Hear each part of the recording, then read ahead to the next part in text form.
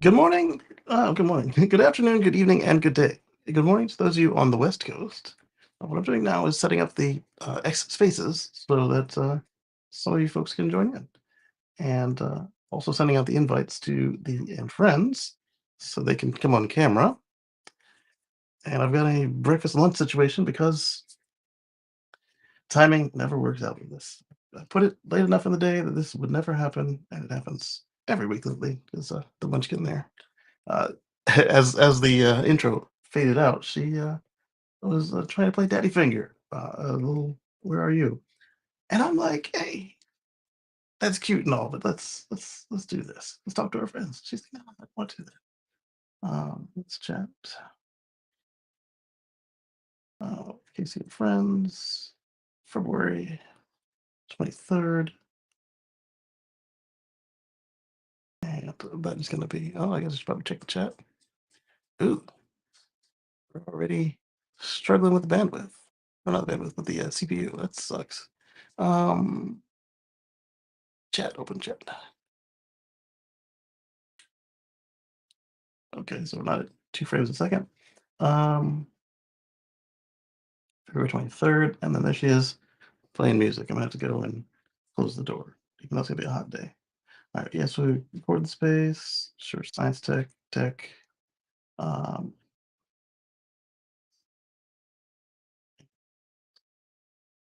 I guess I should schedule this, but I know for later. Start space. Do I want to invite people? Sure, I'll invite people.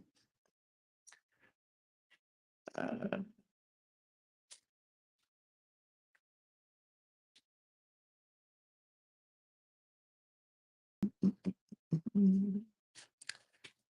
Send. All right, so next we will capture the. What's up, Uncle? How you doing? All right. So we've got Facebook, we've got X. I didn't check to see if you guys can even hear me. So let me go on over here into the studio. There we go. Then, folks were asking me the other day. They said sounds like I have a Kentucky accent. I'm like, never lived in Kentucky, but I know some folks who do. And I'm curious how that happens. But anyway, so let me check the audio here, and yep, it's working. So the next, we need to get this invite out to the end friends, and we can get started. I've actually got one article open that just popped up this morning, and it's oh no, I want to share the stream. I want to add cast. Copy this. No, copy this one. Come over here to Messenger.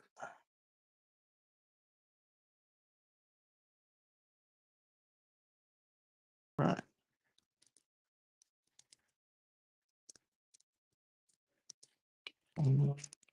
Now, then come on over to email. It's conveniently closed and is now opened over you guys. I guess what I needed was more stuff to stress the computer out, right? Why is Spotify even open? I haven't used Spotify in a good minute. Don't need that. We don't need Chrome right now. I can go down. There you go. GitHub desktop, we're not coding right now. A whole a whole but Windows computer. We don't need Windows on the Mac right now. All right, so now we're making new mail. It's gonna be to the ad friends.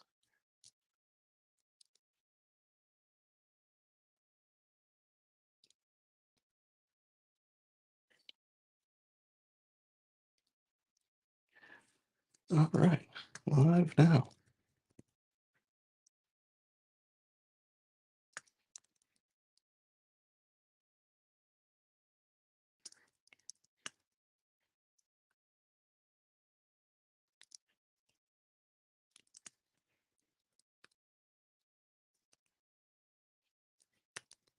All right, we got permalink. All right, and we've got Elon's alien pet friend in the space. So we're gonna go ahead and get you as a co-host if you don't mind. Um, that way, if you guys want to speak, she can vet you, and then you guys can come on air and we can talk about these stories. A link. We're going to paste that in. All right. All right. All right, Slimpet, can you hear me in the space? Is the audio coming through? Yep. Okay. Say good morning to everybody. You're on air. I've sent permalink out, and Just through X at the moment. okay, a lot of stuff. Because I'm not getting away from the St. Clair and Musk drama. Oh yeah, there's a lot of the girlfriend or alleged. Yeah. Okay. Sued him. So great. Oh, that has developed. Okay. She sued him for full custody and parental testing. She tried to get the papers to the White House Mhm. via her non-mega fan and lawyer. Let's just say they didn't get in because it was high security. Of course. That's I mean, I guess I see where they're coming from, but that's not a very wise choice of how to serve him. It's like, I'm like, did you really think they would let you in? Right? Okay, so now we're going to Of course, people making Elon mad this week. It's not going well. he's upset a couple other people himself. All right, so we're going to share the screen and we're going to look at first on deck. Isn't in the program because it was live when I opened up the browser. We're going to be looking at the well, you'll see once I put it on the screen here. I'm going to share and move me over to the corner because why be in the side if there's only me right now? And first up is the Rivian Upfit program for fleet managers. It offers custom solutions for TVs. So, like I said, it was on the screen when I was trying to start all this. So I haven't read it. So treat it like the ones I leave in the browser that seem interesting, where we kind of go over them together, versus the ones in my notebook where I'm trying to figure out what's going on. So, or where I know what's going on, and we're trying to discuss it, I should say. So let's start with the Rivian Outfit program. This appears to be is what last week, a week before, the official Rivian not Rivian Outfit, the Rivian EDV, no, it wasn't the EDV. What do they call it now? The Rivian van, basically. It's got a couple names for the same product. Uh, you've got the Amazon van. You've got the um, Robovan. no, no, just on Amazon. You got the Amazon van. You got the Rivian service vehicle. You've got they've got one other name that they call it, as well as Rivian service from. I don't pay much attention to Rivian. That's all right. The and then you've got them in the long wheelbase and short wheelbase. So the 500 and 700 that went on sale to the general businesses rather than in special programs. So it has been on sale for a while, and it has been on sale uh, to Amazon from the beginning because it was exclusive for a while. I do see those quite frequently. I have never seen one around my house, but I have seen a couple in my travels. So Yeah, I don't see them in my driveway either. I just see them on highways and everything. that's pretty cool. So just days after Rivian announced that they would be making the iconic delivery vans available to uh, anyone willing to pay for one, the company launched the new Upfit program, offering a one-stop shop to help fleet managers uh, looking to put EVs to work. I'm gonna turn on a fan in here because it is warm. Stand by. And rather than get up, I'm gonna do it through the home controller. So let's go here and scroll over to the studio. Might as well turn on more light while we're at it. Okay, there we go. something. What's that? I'm just scrolling through when there's a Tesla Roadster delay is mostly due to Elon Musk's desire to raise the bar on the vehicle. Something. He said what we had come up with exceeded what we originally planned, and so Elon was like, "Wow, great, let's do more." Oh boy, does that mean it's gonna probably be out and take the next 10 years? I think it'll be that bad, but Elon time. So this is true. So I do feel for the people who paid real money for that thing. We're talking anywhere from 250,000 or more. They wait patiently. probably get backed out. Uh, I don't know. I don't think they probably. I don't know about. I don't think you can get refunds. Can you? I don't believe it was set up for that. No, So I hope they didn't back out because they lost that much money then. because you could have given them 50K on a credit card, I believe, or 5,000 on a credit card, and then you had to give them the rest of the money for the Foundation series or sorry, Founder series. They didn't switch to Foundation to Cybertruck. Foundation series or the regular one, and then basically pay for the whole car up front. And you've given them $250,000 to hold on to for 10 years now. Uh, Basically, you could have done a lot with who that knows how investment. much longer will people? Who knows how much longer people will wait? It's a good question. Just following you. I know Elon said in one earnings call that that's like the on top of everything else. Lord. So that means it's gonna be a hot minute because if they have any products in front of it, because I know they're still planning on doing a 25K car, I believe, unless that is the robo taxi. Perhaps. So let's do uh, what did it say? They launched a partnership with the commercial heavyweights like Ranger Design, Sortimo of North America. So I guess they have other Sortimos.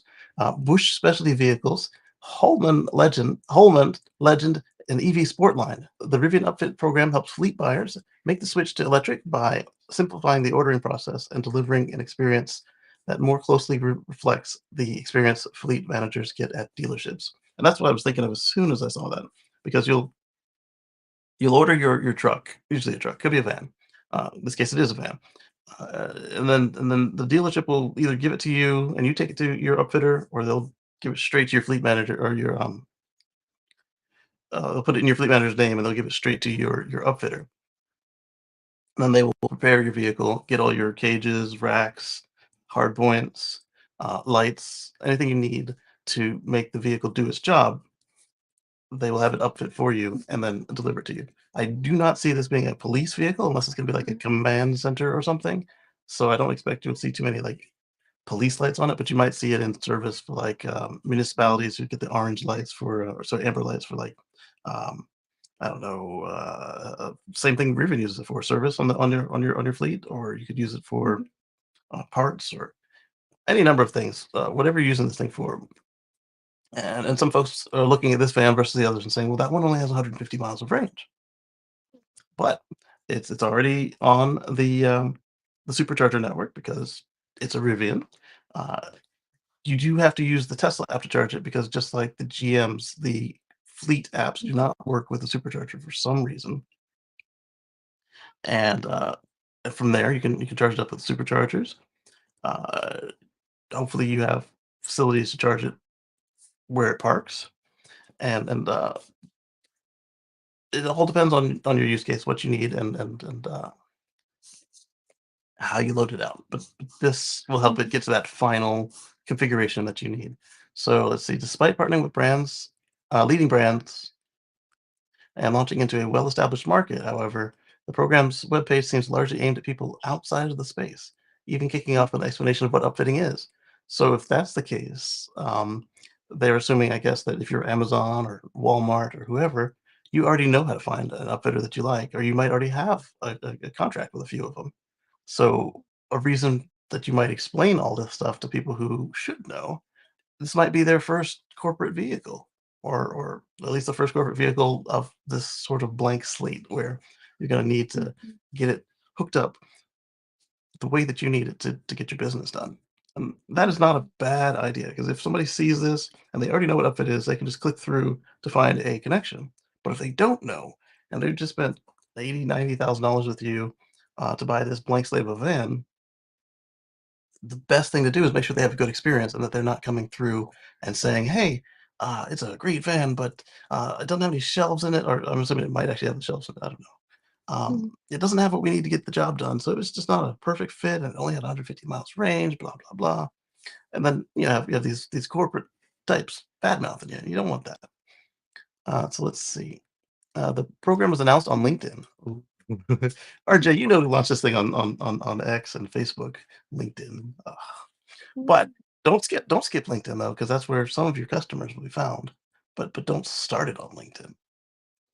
You got a tech savvy customer, and they view LinkedIn a little differently than than the executives. Um, because again, if they're saying, here's what upfit is, the people who don't know what upfit is aren't on LinkedIn. The people who Mhm. do aren't going to read the here's how upfit works. So no word on pricing or turnaround time. That makes sense because you're working with a custom loadout and a one-off situation.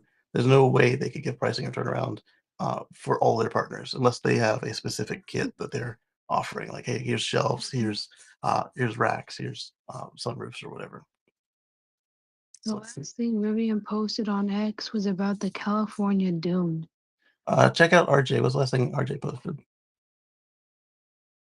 Let's see. General consensus around, so we're reviewing the story on electric this morning.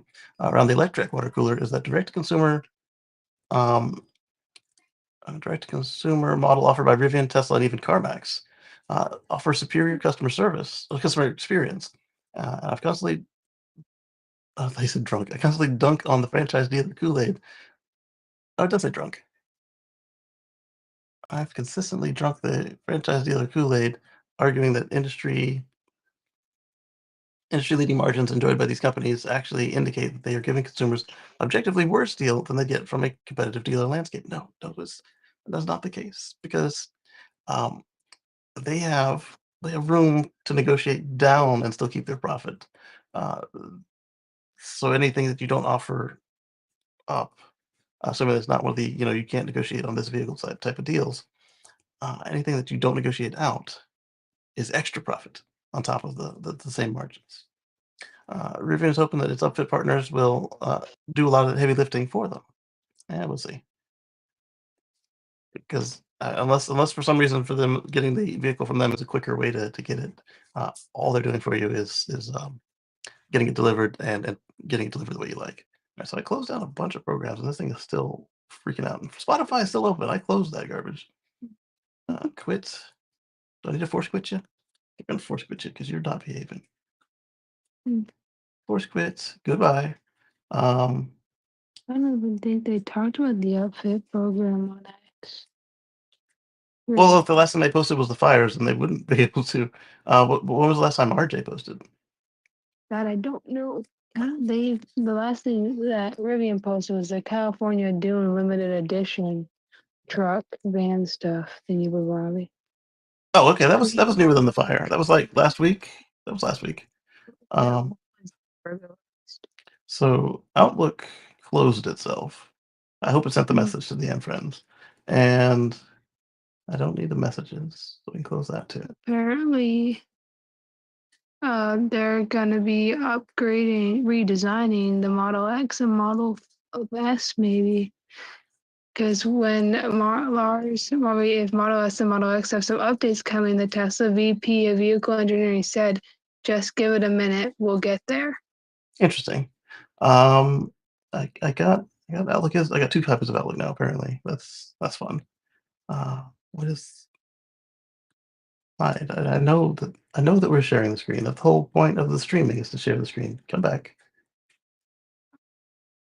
Tesla said he said Tesla is working on it presently, and its most recent meeting about the car was last Tuesday, February 18th. Huh. So they are having frequent meetings about the Roadster then. I would hope so. Can't Riley move said this he stuff. promised that the Tesla Roadster with the SpaceX package will come out. Oh, I can't wait to see videos of that. It'll be fun. Alright, so if I close this window, that should give us some more. Murphy said on the Ride of the Lightning podcast that he can neither confirm Oh, or deny I was supposed to watch that this morning, and I woke up late. that the Tesla has tested the SpaceX package on the roadster. He said it was quite a chuckle. We're working with SpaceX on that now, he added. So he's not confirming or denying very much. He's not probably not allowed to. He's been working with Elon for a long time, and he knows how to. He don't cross Elon, especially now when he told someone to F themselves F you today, apparently. Oh, today. Oh, nice. They called him a liar, and he said, Well, he is a liar. the liar. Uh, Okay. lost the benefit of the doubt on that. I will be wrong sometimes. Moving on. Well, that that was a lie, buddy. All right. So next up on the items we've got from the notebook, we're going to start with this one happens to be from Sawyer. So it's about the Kia. Which Kia? The EV4. I believe this was the one that's coming just to Canada, right? I believe it's coming just to Canada. Maybe. One of these vehicles, these in between model numbers, skip the US because of what we're doing with our situation here. It was coming, and then now it's just straight not. Uh, I'm gonna guess the tariffs, but they didn't exactly say. They just said, ah, He has not officially confirmed the EV4's market availability for Canada, the US, or elsewhere in North America. It remains in the concept stage. well, they made an announcement was last week or the week before that they weren't coming to the States. They were just doing Canada. So Sawyer's got here, he's got some pictures, and it says news. Kia has just unveiled the all-electric EV4 sedan and EV4 hatchback. Offering, oh, that's kind of cool. I was wondering why one looked a little funny and one looked kind of cool. Um, I wonder if the sedan is also a hatchback, like a fastback, because it's got a weird look to it compared to the one that's got the cam back look. Look at these pictures in a second. So offering a fresh take on the sedan, the EV4 sedan offers a sleek, low nose and long tail silhouette. So yeah, it is a campback. The EV4 hatchback is a nimble, versatile all-arounder. So if Eddie's watching, he's going to tell us that same SUV look yet again. And he wouldn't be wrong because look at it. Other than being angular, it looks just like every other crossover on the market. Low nose, long tail. The hatchback is a nimble, versatile all-rounder. Distinctive and clean, it's built to excel in any situation. Detailed design and product features of the EV4 will be available, or sort of will be fully revealed on February 27th. So we're looking at this week. I don't No, actually next at the Kia Worldwide account. Yeah, They're making a van. yeah, they have a van coming out. I think we're going to discuss that a little later in the show. It's in the notebook there. What the crap? Well, the cool thing about that van is it's modular, so they can actually remove the back. I don't know if they're going to let the consumers remove the back, but um, the factory can definitely remove the back and put a different loadout package on it. So it can be a van, it could be like basically a box truck or a shuttle, any number of items there. SUV. Well, we'll look at that in just a moment. So right now we've got on the screen we've got the EV4 sedan with the long cam back. I think it looks all right from the front. Very aggressive, kind of sporty, very modern. Yeah. And then it's got, It's questionable. well, yeah, we got to get there. So let's go ahead to the next screen. Here's the side. It looks so from the side. It looks to me like the Cadillac. Was it the Selectic? I believe they call it the $200,000 Cadillac, and the new Jaguar. It's to that long boat tail. And if that is not a hatchback, that is a waste to have all of that glass and all that space and to put a trunk on it. Oh, Because the trunk would just open up on the. Oh, you guys can actually see my mouse on this program. Oops. To have just this little tippy tip open up as a trunk is such a waste. Because if you have a trunk, you kind of expect it to kind of be a boot, right? Just and then open the whole thing up and service in there and then close it down. But if it's a little tippy tip and you got to be reaching in all the time like a tunnel, that's that's not a useful trunk. So if this is not a hatch, which it appears not to be, it looks like they've wasted an opportunity right here. All right, so let's look at the next slide. So this is what Eddie's gonna say is the same old crossover, because it is. But, it's sleek, I like the wheels, it's got some nice angular, it's got a large sunroof, but who knows if that large sunroof is included or not, because Kia is a legacy, and, they might remove it as an option. Like how we were meant to get spinning Huh? seats in the Kia EV6, and they made that only for Korea. Oh, well, that might be a crash safety thing, but, um, even if they brought it over here, it'd be like, "Oh, this is only on the EX Plus model." It's like it would just completely spin for you can get out of the car, and I'm like, oh, you. Yeah, And I was so excited about them, and then I got to America, and it's like, it's not oh, there. we give you normal seats. Oh, man, I was bragging on them too. I'm like, "Hey, look, Volkswagen promised us for 25 years, then that thing slowly disappeared, and then look at this, freaking Kia did it in 5." But only in Korea, apparently, so maybe next year? Hopefully it sees it hopefully it sees it before they cancel the model. They do that sometimes, they'll, "No, no, no, no," in the last model year, they'll have a special edition that had the same thing everybody else had. And then here's the back of the sedan. Can you guys hear Motoko? Well, actually, you guys in spaces might because you're coming right through my microphone. But the guys on the Know about this part? Can I see their account? Because I'm gonna look at this account that's requested. oh, this is Robert. Yeah, Robert's good. Yeah, I'm like, I don't know. I always check because Yeah, yeah, do. That's it's that's that's smart. that's what you're rolling with. But yeah, I'm like, I know don't Robert. just accept it because the one person who came last time, I was scrolling. Couldn't. They don't have any. They have no post for me to go off of, and I never kicked them out. They just left themselves. Okay, yeah, I'm like, oh, okay, then fine, leave. I'm like, okay. you're doing a good job. Good morning, Robert. Uh, oh yeah, yeah. Robert says it does look like the Jags. Sure, the Jag, both hatchback and sedan. Yeah. All right. So then next we've got. Um, so that was the Kia. Next we've got a Teslarati post on the Chinese market.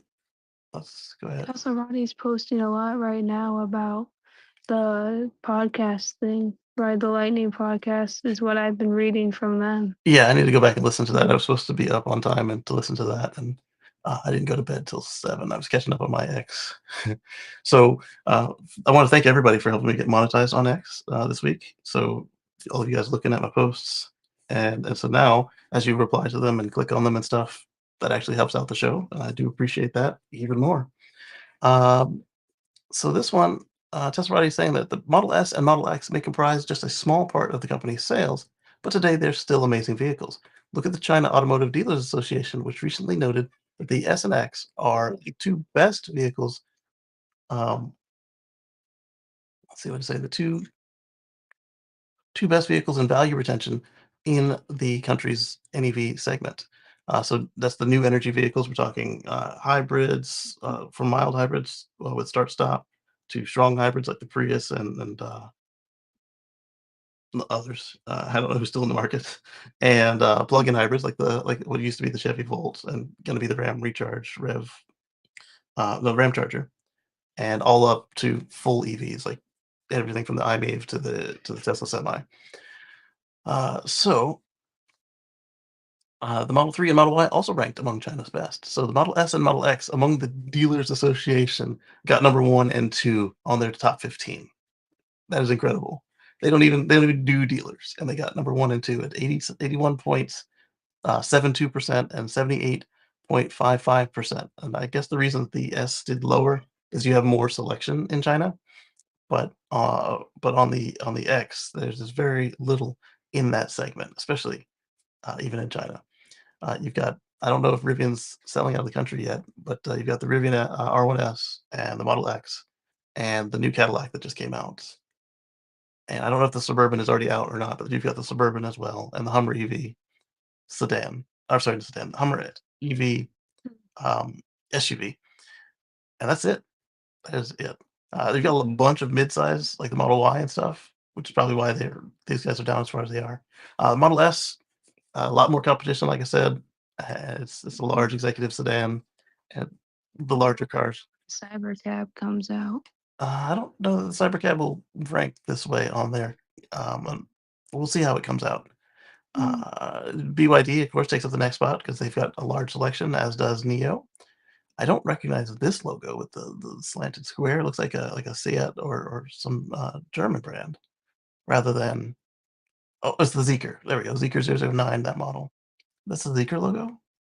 Mm. This one is a completely Chinese brand. I can't make anything of number 7. The Porsche Taycan makes sense because, you've got some folks in China with a little bit of money, and, like I said, this would be one of the ones that would give the Model S a run for its money because Mhm. it's executive, I've got some success, but it's also a little more sporty. And the D9 from I don't recognize that logo. Some more Neos, another BYD, then the Model Y. So the Model 3 is probably higher than the Model Y because it's cheaper and, it's very popular over there. And the Model Y is holding its own against a bunch of competition at number 13. And then you've got the Max 8 from it looks like Peugeot, but everything's in Chinese, so it might not be. And then you got the E-Star. I don't recognize that logo either. Uh, let's do this. Let's copy this image, and then we'll open a new tab. I'll go to Google Translate. Listen to this podcast later because I hope he gives some more explanation in the podcast on some things I read. I'm so confused on this one. Yeah, I'm gonna look at that one today as well. Like I said, I had planned to do it before the show, but then I did not. I was unable to wake up in time. Uh, no, I don't want you to show me the original, and no, it's not German. What German writes in that yeah, that kind of script? Ah, Not Google Translate's being silly. All right, so now we're going to. Um, oh, I'm sharing the whole window. I'm not doing the share this tab instead thing. All right, that's not good. Um, that's why it's got this stupid tag on the screen. Hang on, let me end the share and put the correct one up. All right, share easy. You can screen. watch both at once. You just can't hear it at one. You have the live stream and the space going. Yeah, yeah. You can only pick one though. Which one? Which one are you listening It to? just mutes the live stream. Oh, okay. Well, that's good because that way there's no feedback because you've got the open mic back into to Mhm. the system. All right, we're gonna share the Google Translate tab. Share. Okay, good. It's doing tab sharing now instead of window sharing, which was I don't know why it was window sharing. That was not at all what I wanted. All right, so Google Translate says Tesla Model X, Tesla Model S, BYD Seagull. Oh, the Seagull. Okay. The Neo ET5T. Uh, apparently, apparently Google Translate didn't know what to do with it either. It just blanked out that name entirely for the Zeekr. Tesla, the Baojin S2 Hoi is number 7. The Porsche Taycan. This company also lost their name. The Denza D9, Neo E6, Neo ET5, the BYD. This one stayed in Chinese. Home, the Tesla Model Y, the Huawei iMax New Energy. Okay, okay. And this one kept their name, but the text is tiny. Can I zoom this thing? I don't want to copy text. I want to zoom in. That's like a Chang'an. I can't see the second word. This is an eye test right here. The Ben E star. Okay, so that was fun. Thank you, Sawyer, for that. So now we're going to go on to. Uh, first, I'm gonna take this medication before I have a problem.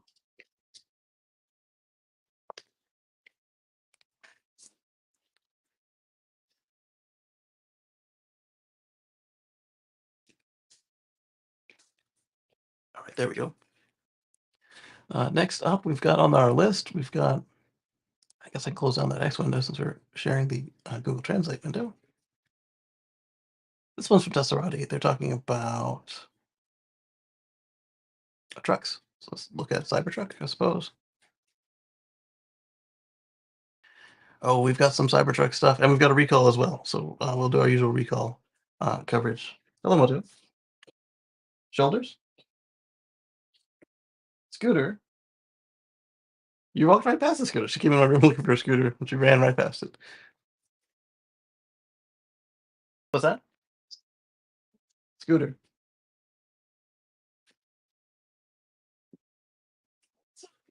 You can't go because he's got a kick. You got a kick. There you go.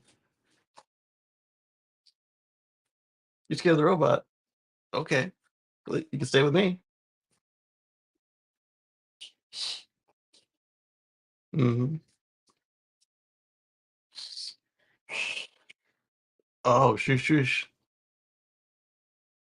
Boom, boom, boom. Okay.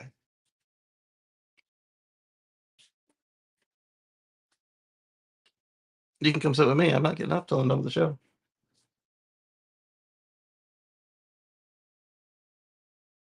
Oh, okay. So you're not that scared of the robot, are you? The robot is the light on the alarm system. There are plenty of robots in the house that she is afraid of. uh, More retro overslept. Overslept to hear the podcast too, yeah, or overslept to start here. Either way, it's good stuff. Um, oh, more retro. Is that Holly?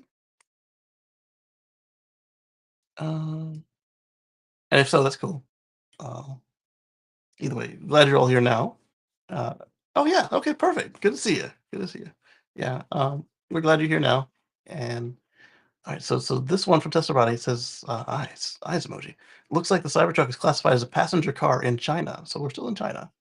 Uh, this should allow the Cybertruck to avoid China's strict regulations against pickup trucks. So this is what I keep saying to the folks saying, "Oh, that will never sell outside the U.S. This will never sell outside the U.S. It's going to be dangerous on crashes." We're going to get to the crashes in a little bit. It's dangerous in crashes, etc., etc. Um, we're talking about the company that makes the four safest cars in the world. Uh, why would their fifth vehicle be anything else but as safe as it can be for the category? I mean, yes, their front man has completely changed in the way he presents himself to the world. The company still has the same mission and the same type of product. They aren't going to give up safety.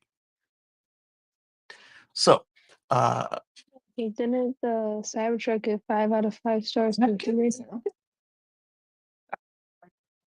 test coming up today later in the show, but I kind of I did do some massaging of the articles this week, but we kind of tend to just kind of go straight in order of the way that they come up to me during the week. But if I have enough time, or if as I'm finding them, I find a little bit of a trend, I will stack them uh, where they make sense. And if I'm really ready, I'll put them in a pleasing order. But that's rare that I have enough time in the week to make them in a pleasing order. So that should allow Tesla to avoid China's strict regulations against pickup trucks. And so the the the the Cybertruck is banned in England came up again, and it's not exactly accurate. They're not banned. They just have yet to even submit it to determine if it qualifies. And a company this large, who's sold in the English market before, they will know how to pass UK standards if they want to sell the truck there. The way that kept coming up was the guy who brought it into like France or something, and then drove it across the tunnel, and then lived in UK, had UK insurance. Well, actually, didn't have any insurance on it, but everything was just wrong for him to expect that to work for a vehicle that had not passed the testing, and they seized it. They said, "This is our truck now." I don't know what he expected. So Tesla Chan says Cybertrucks are classified as passenger cars in China, so you don't have to put on reflective straps on them, and you don't have to dispose of them after 15 years. Oof. Can you imagine spending as much as this thing is going to come out as a Foundation series over there? Like $120,000. And then you had to put these red and white straps on the back, and then you have to throw it away in 15 years. Like, Mm, gone. Waste of Like, you can't even sell it used because it's got to be destroyed. waste of money. Yeah, so that's why they're cars. And I guess with the closing back, they can call it just like this giant SUV, perhaps. Huge win for Tesla in China. Please do your due diligence. It's a trademark registration, nothing to do with the vehicle type. Tesla Chan got it wrong. Specifically, no vehicle category is marked for this registration. All right, so either M for electric is right or Tesla Chan is right. we'll find out when they actually try to sell it there. They've showed it off, but that's it. So the only place we know that they see no issue. Hey, what's up, Mark? In the house. There you go. I don't think we know that the Cybertruck is already ready to go. Besides U.S., Canada, because they've talked about Australia, uh, New Zealand, I guess. I'm echoing from you, Marcus. Are you wearing your headphones? Hold on one second. Oh, it's getting an echo Yeah. real bad. Okay, hold on one second. um, then we see that Ford has got the F-150 Lightning on sale in Norway, so we can imagine that, assuming that there's no issues with the pedestrian crash test situation, which the Cybertruck should be better on than the F-150 Lightning, because that one is the same as the gas truck mostly. We've got Norway seems to be an easy choice. One, Tesla sells well there. Two, if Ford's selling the Lightning there, then it's going to be uh, less work to get the Cybertruck going there as well.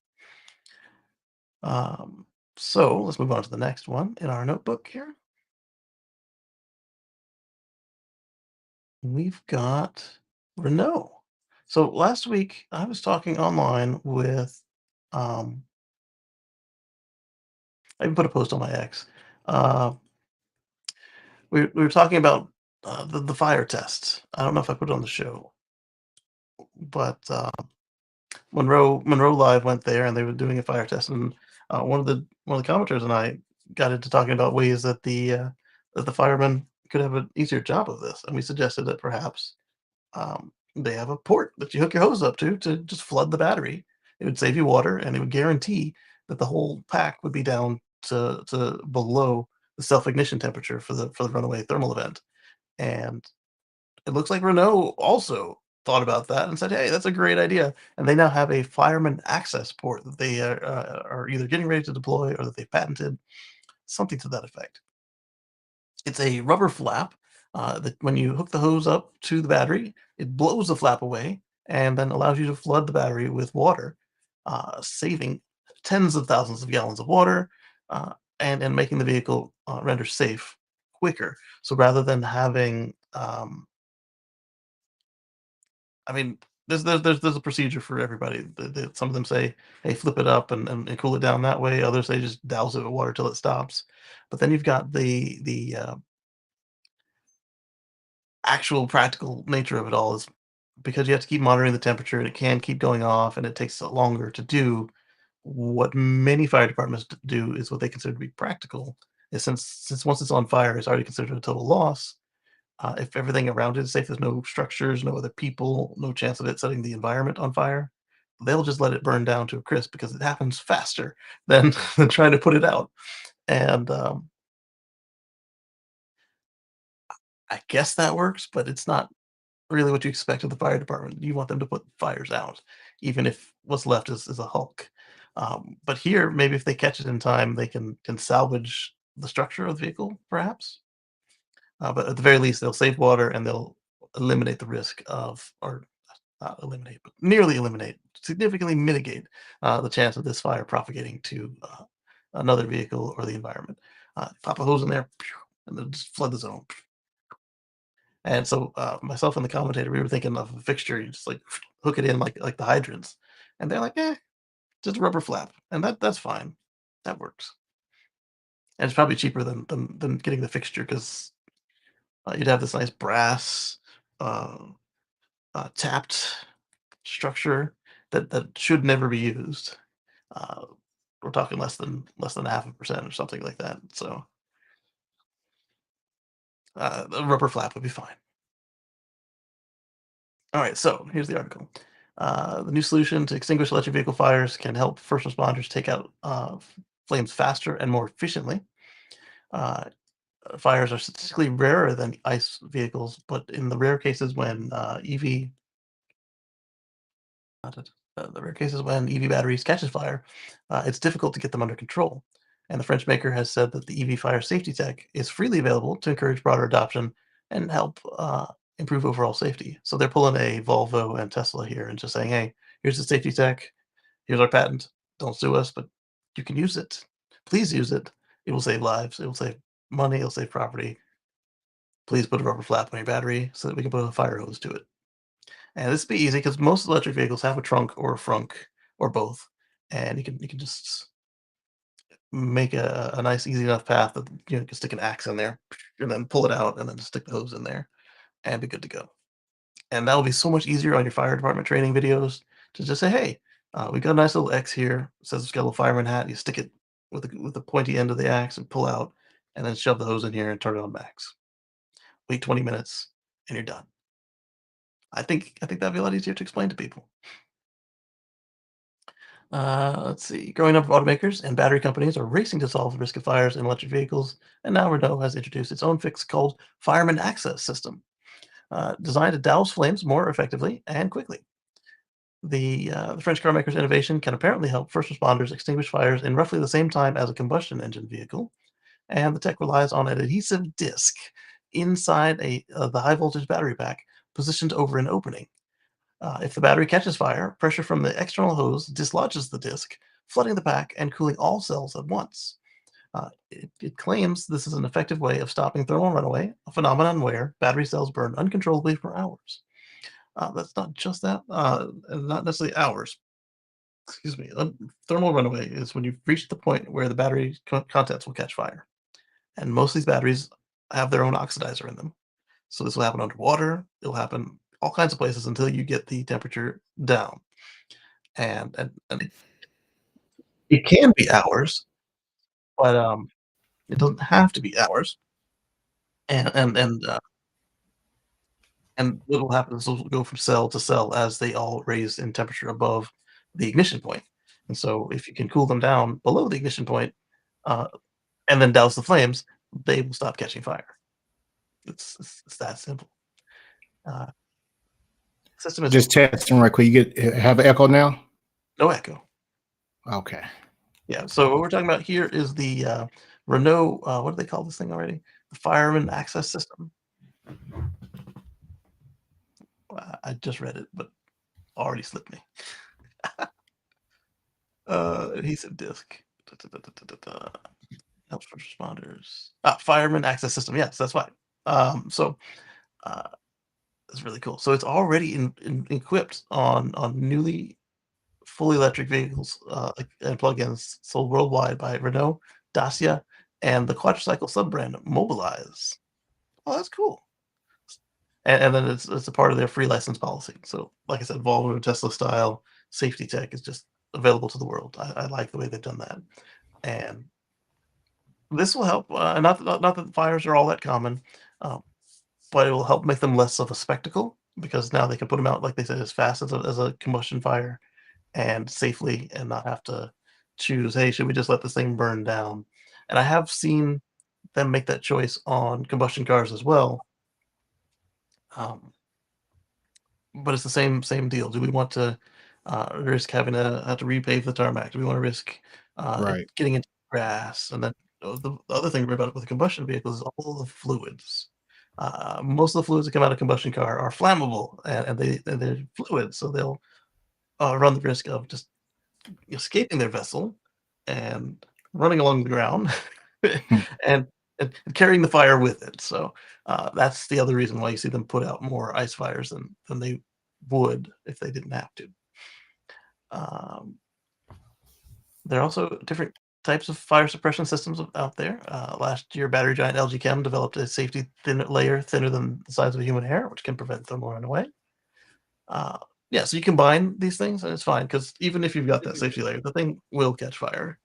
You've got all this energy in here. Somebody could crash, or another way, um, set this thing up where your safety film isn't working. So just having the rubber disc that they can blow away with the fire hose and flood the zone, it will help. And I think it's a good idea. All right, so next in the notebook, we've got another one from Sawyer. This one is about rockets, but not just rockets, also environment. Let's see what we've got here. The environmental group drops lawsuit against SpaceX. I assume this is the one in California. Nope, this is the one in South Texas. The group Save RGV has been voluntarily dismissed by ending the ongoing environmental debates surrounding the company's Boca Chica site. So if I'm correct on this one, they were the ones claiming that the water that's been filtered and everything that got released into the wetlands by SpaceX after or before one of the rocket tests. It's poisonous, blah, blah, blah, blah, blah, blah, blah. They said that this is stupid. We're not going to spend the money on it, and goodbye. Uh, uh, if it's cleaner than the water already out there, and it has no specific pollutants that are already blocked, then I don't see the problem, unless they're worried about dilution, like the same thing with the California smelt. Like if it gets too fresh, then they might die. Uh, but a wetlands like this is generally a combination of usually just fresh water uh, leading out to the sea to get to brackish. So Save RGV, local advocacy group focused on protecting the Rio Grande Valley's natural ecosystems, originally filed a lawsuit in 2023, and they alleged that SpaceX was polluting the local waters in violation of the Clean Water Act, despite the fact that they got all these permits. The lawsuit aimed to compel SpaceX to comply with environmental regulations or face penalties. The case was set to proceed to hearing in mid-April, but the group has now said, we'll bring that back. And I wonder if in the counter discovery, they were afraid of what SpaceX might say about them, or worse than SpaceX saying something about them, if Musk would start tweeting about them. That could cause them some trouble because he's unpredictable. Yeah. Key factors influencing the decision appears to be a recent permit issued by the Texas Commission on Environmental Quality, TCEQ. According to Jim Champlin, a board member of Save RGV, this permit effectively rendered their lawsuit moot. Again, they had all these permits, so to say they're breaking the law and then everybody who regulates the law saying that they're not, Right. it makes it hard to make that lawsuit happen. So they got one final permit, and it's like, this ain't. All right. And Slime Pet, she was talking about the Hyundai Kia van. So let's take a look at the Hyundai Kia van now. We've got a special spy shot over at Electric. They caught it at a public charger. This one looks like it's going to be the passenger van version because look at the way that they've got all those flaps and stuff arranged. And it's got like a sliding door. Yeah, this is the van one, not the box truck one. Right. Cool. After teasing the PV5 last week, Kia's electric van was just spotted in the U.S. for the first time. Oh, it's here. So that's Electrify America station based on that green and the fact that they said U.S. The PV5 was first Kia's first dedicated electric van, and it already looks to challenge the Volkswagen ID Buzz. It is so easy to challenge the ID Buzz. They spent 25 years and gave us that garbage instead of what they promised us 25 years ago. If they had done that, the thing would sell like gangbusters. Instead, we've got a basically a worse Metris, but electric. Not that the Metris is bad for those of you it works for, but the Metris is also right. It's not the best that it could be, even as a combustion vehicle. Sorry, it's a fact.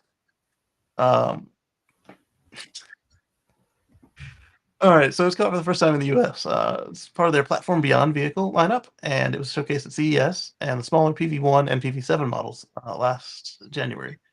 In September, he held its European debut at the IAA Transportation, and they claim game-changing platform goes way beyond the traditional concept of vehicle. Yeah, this is because they can change the backs out, and like I said, I don't think that they are yet offering that concept to the public. But again, even at the automaker, if you can say, hey, we need this many of vehicles, and then all of a sudden your van becomes more popular and your box truck becomes less, you can switch some of them out on the line and not have to redo everything, which is cool. Good point. Hey, can you hear before you go on? Let me ask you this: can you hear me nice and clearly? No echo or nothing now? Because I'm trying something different. And it worked. Which are you using? Well, different. I use a different laptop, man. I think I'm gonna have to get Okay, more, man. I don't want to give up my Mac, man, or upgrade right now. I'm back on one of my other computers here that I just have backup, for some just sitting here collecting dust. Yeah, Microsoft. So yeah, I was just trying some. I guess my old Mac is outdated, man. But look, I'm gonna stay with you as long as I can because Smoker's at a car show and my team don't want to babysit it all day. They had to. Oh no. He had the car show doing this thing. People like to attend to touch and try to sit in it, even though you got barricades up. So they don't want to babysit it all day. So I'm gonna hang with you as long as I can today. I understand. Which show is he at? Is he at? This is like a local show here in Austin. That's all. It's just a car show that was invited. Well, I mean, if anybody's in the area. It's at Lake Travis County Expo Center in Austin. All right. Indoor. Just showing off the EVs can be cool. Yeah. Let them do something until he can get on his track in a couple weeks here. When the weather breaks. Yeah. Yeah. So for those of you who aren't familiar, EV Smoke is Marcus's Model S Plaid, and it's got a couple of modifications to it. It's got the full roll cage. It's got the parachute. You got the hood pins on it too, or do they get rid of the requirement for hood pins? What's that? Hood pins? Do they have those or no? No. I didn't do that. It wasn't required anymore. Yeah. No. Okay. That's what stopped me. I'm like, I'm not punching holes in. I've got double latches. What do I need punch holes in for? Right. I'm guessing because so many of the older cars only had a single latch, or the double latches were like broken. But they realized that the newer cars don't need that garbage. Correct. And that's cool. Things up. But yeah. So let's see if this has got music or anything. And nope, good. There it is. Oh, it's got power doors. Okay, power both doors. But it's Kia though. Like for Kia not to have power doors would be weird. They make it right. Oh, these are some cool looking concept pictures. I didn't see these versions of it. I only saw the ones that were related to the. All right, so clicking on them's not doing anything. Let me click outside of find a window I can click on that's not a browser. The notebook is not a browser. And okay, so it's just not maximizing. But that right there. So you were talking about the spinning seats, Slime? Maybe they'll make it outside of Korea this time in the van. You can hope. Yeah. And then I don't know what's on top of this one, but that's got to be like a self. Could be. There could be a certain regulation in the U.S. Maybe it could be, but I don't think that because we've had seats that face backwards before, but the regulation could be newer than those vehicles, though. So here we see one that appears to be like a self-driving version. It's got like the LiDAR hat on top, so they might sell this thing to Google and steal that Jaguar contract. And then we see the service van concept, not the cargo box, but just the van, just cargo van, no rear seats. And then we see this cool one here. That's awesome. All right, so top comment by Pete Za was cool. This is what people who buy SUVs and crossovers should buy, actually, if they're using their vehicles as intended, moving people around or cargo. Yeah. And update 20 February. Kia has unveiled the PV5 exterior design for the production model ahead of its official debut. Take a look here. All right, let's go. All right, look at that. Looks like a render. Oh, smart. They did the Nissan Leaf style center front charge port. Yeah. So it'll work with any station. I like that. Smart idea. Yeah, and then the whole rigmarole that RJ was talking about. Oh, what if you want to charge it from the curb? Well, that works with charging from the curb. All right, so we got a good morning to or good afternoon to 01010. Thank you. Hello. And then Anders says good evening from. Oh, you're in a different city today. Is it Engaro? I'm sorry if I've just totally trashed the name of that city. I'm sorry. I'm at a floorball match. Oh, congrats. Hopefully your team wins. Good luck to them. Good to see you. Thanks for coming around. Can she hear me from space? Because I don't want to be rude. Hello. I didn't speak. I didn't know she can hear me or not. Yeah, she can hear you. Okay. You guys hear Marcus, right?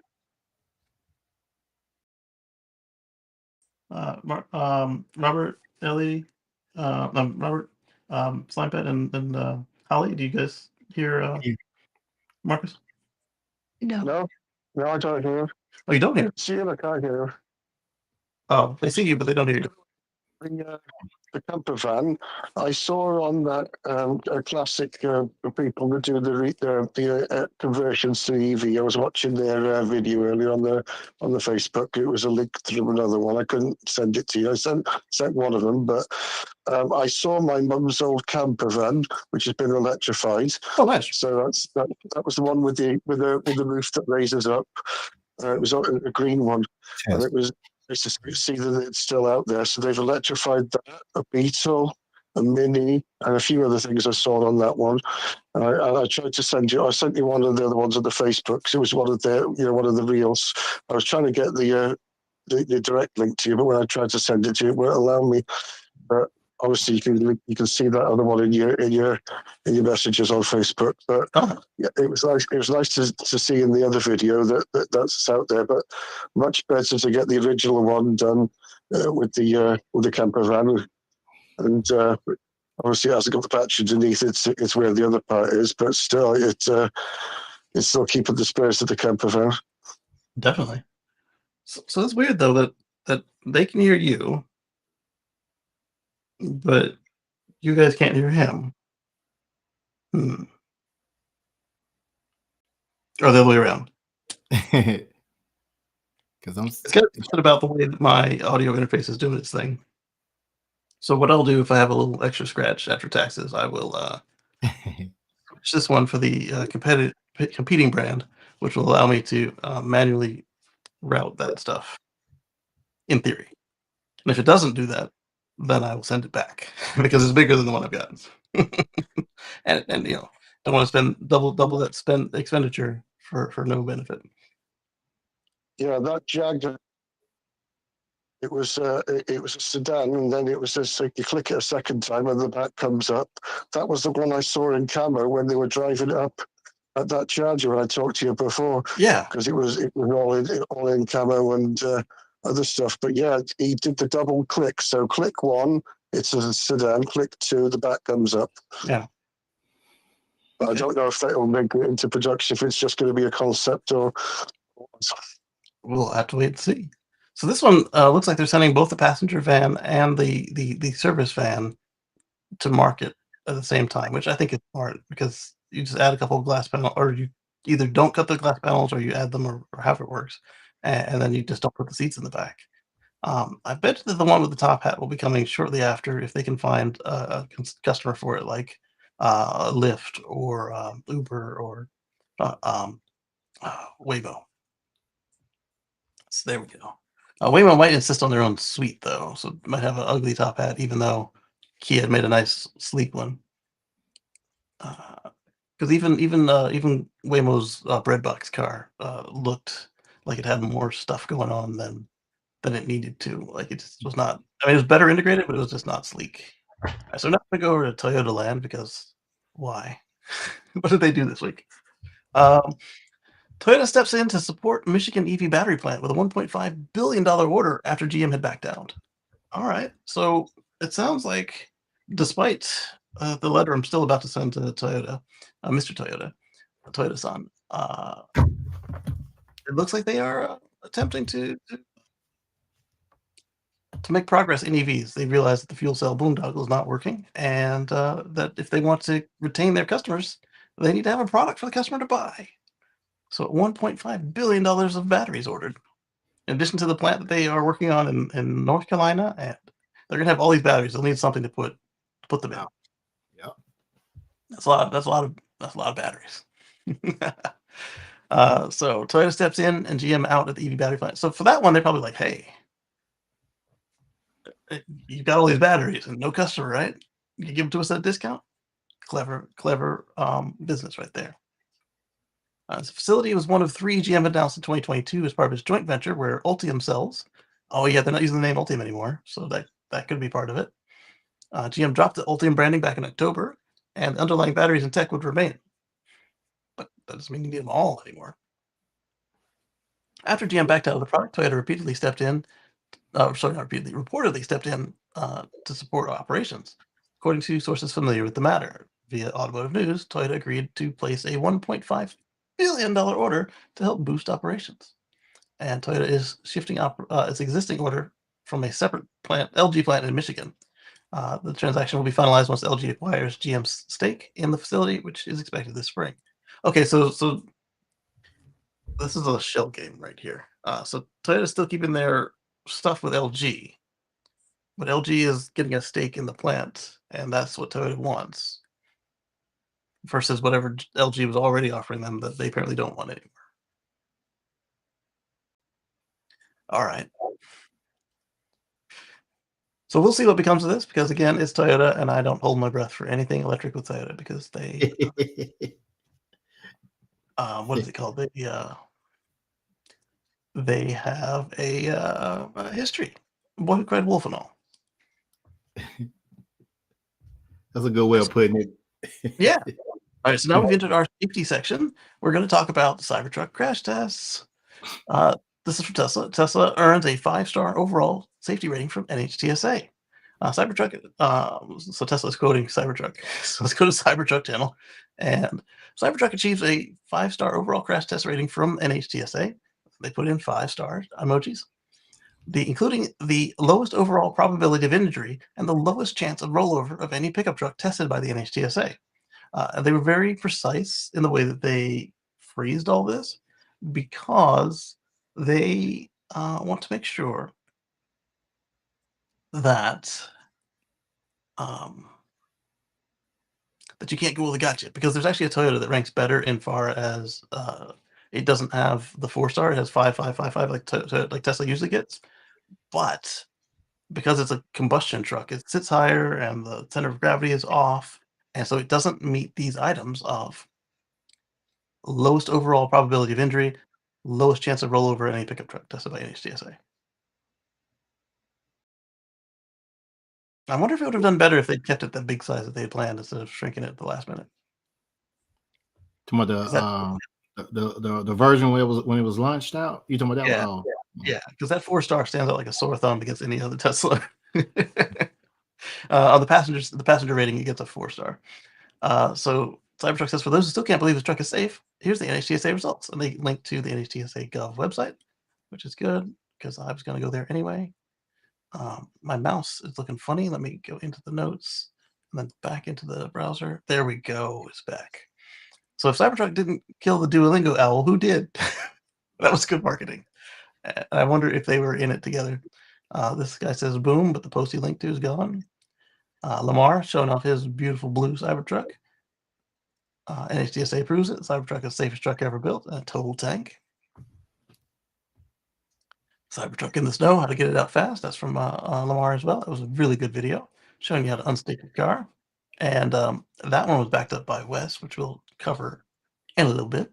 And Dirty Tesla says, oh, I pretend to be shocked. It's like I was saying from the get-go, why would this company that made the 4 safest vehicles in the world change the whole script up for their 5th vehicle? It makes no sense. They would not do that. And they did not do that. They kept up right up to it. All right, so we're going to share this tab instead. This is the NHTSA Gov website, 2025 Cybertruck, all variants. They only tested the 2025, but was it Wes or Lars? One of the Tesla execs told us that the 2024 is the same truck, and so you will see the same results if you want to buy a new old stock 2024, like a Foundation Series sitting at a store near you, or if you get a used one. So here we see the safety ratings overall is a 5, 0 investigations, 0 complaints, and 0 recalls. Uh-oh, we just lost the space.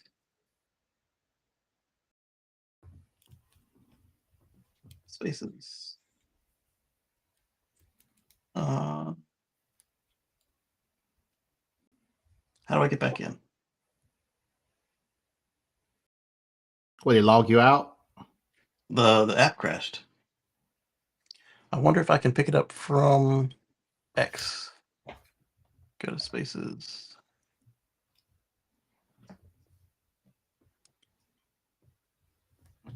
I can create a space. All right, let's come back here. Make a new one. Let's chat. You gotta learn about technology, right? Yep. Kacey and Friends on February May 3rd. Tech news, job news, science news. It's your space. Star space. Holly, Alien, Robert. And there was a 4th one in there. Who was the 4th one? Send. Unmute myself so they can hear it in the space, and we'll continue on. I will have to ask Famous what he does. I think he runs it on the computer and the. So for those of you who aren't aware, Famous is my phone. He does a 24-hour live stream on Spaces every Wednesday from 10 a.m. till Thursday at 10 a.m. And I will have to pick his brain on how he deals with it. Hey, it's Patrick. What's up, Patrick? Come on in here. We'll invite you to co-host. And of course, I'll also invite you to speak. And I don't know what Famous does to make sure that when that happens, that he is able to retain the space. I think what he does is he opens a copy on the PC and the phone, and then he can just switch between them. But I'll ask him to be sure. And we will go ahead and close this one on the PC. And go back to the crash test. So we've got 3 photos from the government. Here we see the full frontal crash test at 35 miles an hour, I believe. And then we've got the side impact test at also 35-ish miles per hour. We got a large SUV hitting this large truck. And the wiper is like, whoa, what's going on, man? And the mega wiper is I just noticed that till you said that. It's like the dudes with like all the hair gel on the one side, and then they get a swoop to the side, and then the hair just stays. That's funny. Look how flat it is. Like the wheels are still on the ground and everything on the frontal impact. And then we've got this is the pole impact. So they put the vehicle on a nice big dinner tray and slide it into a pole. I guess it's easier than sliding the pole into the car, perhaps. But here we see again the wiper is just like whipping around, and the rest of the truck seems fine. All right, so we do have video. I actually seen that one right there in person, like after the test. That one right this is there. the one they had at Austin? Yeah. Oh, wow. So overall, test combines the front driver and passenger frontal barrier ratings into a single frontal rating. The frontal barrier ratings are for the driver 5 stars, for the passenger 4 stars. This has got to be like an airbag situation, or like they hit the screen or something, right? Or maybe it didn't like the way that the side airbag went off or something. But the frontal barrier test simulates a head-on collision between 2 similar vehicles. The test vehicle is crashed into a flat, rigid barrier at 35 miles per hour. So the reason why that simulates 2 vehicles of similar size is because it's 2 vehicles of the exact same size, because it is the only one moving. And it is a concrete block, so it has to go somewhere back into itself. Right. And we could look at that report, but that looks quite large, and I don't feel like trying to decode the scientific stuff into just regular stuff. All right, so the side crash combines the side barrier and side pole ratings into a single rating, and you get oh, there we go. Let's invite you back to co-host. And side barrier test simulates an intersection collision between 2 vehicles. A moving non-rigid barrier angled at 27 degrees is crashed into the driver's side of the test vehicle at 38.5 miles per hour. So I was 3.5 miles off. And this makes sense that they would angle it as well, because unless this is like a drunk situation, then you'll have the person who's crashing into you hopefully realize what they're doing and try and save it at the last second and fail. And so that's a fair test. The side pole simulates a vehicle sliding into a fixed object like a tree or utility pole. This test, the vehicle is angled at 75 degrees and it's crashed into a rigid pole at 20 miles per hour. And this also makes sense because if you are slipping on snow and ice, or hydroplaning, or sleeping, or any number of reasons you'd be sliding into a tree or a pole, it's generally going to be at a lower speed. So that makes sense as well. And so they got complete 5 stars on all of that. 5 stars, 5 stars, 5 stars, 5 stars. Front and rear seat overall, side pull 5 seats. It just works. So that's what we're used to seeing from Tesla. It's just ace in the test. All right, so then we've got the rollover test, which is a lot harder on the larger vehicles. We've got on the rollover result, they have a dynamic tip result of no tip. Rollover risk is just 12.4%. A rollover resistance test measures the risk of rollover in a single vehicle loss of control scenario. There was a test, I don't know if this is the same one, but where they would strap the vehicle.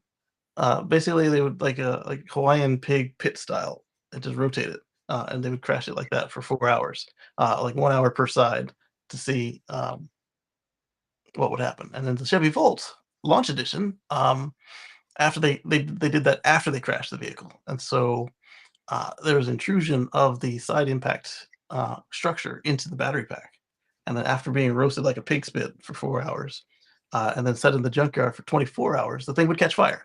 So because they've had them fully charged in the test.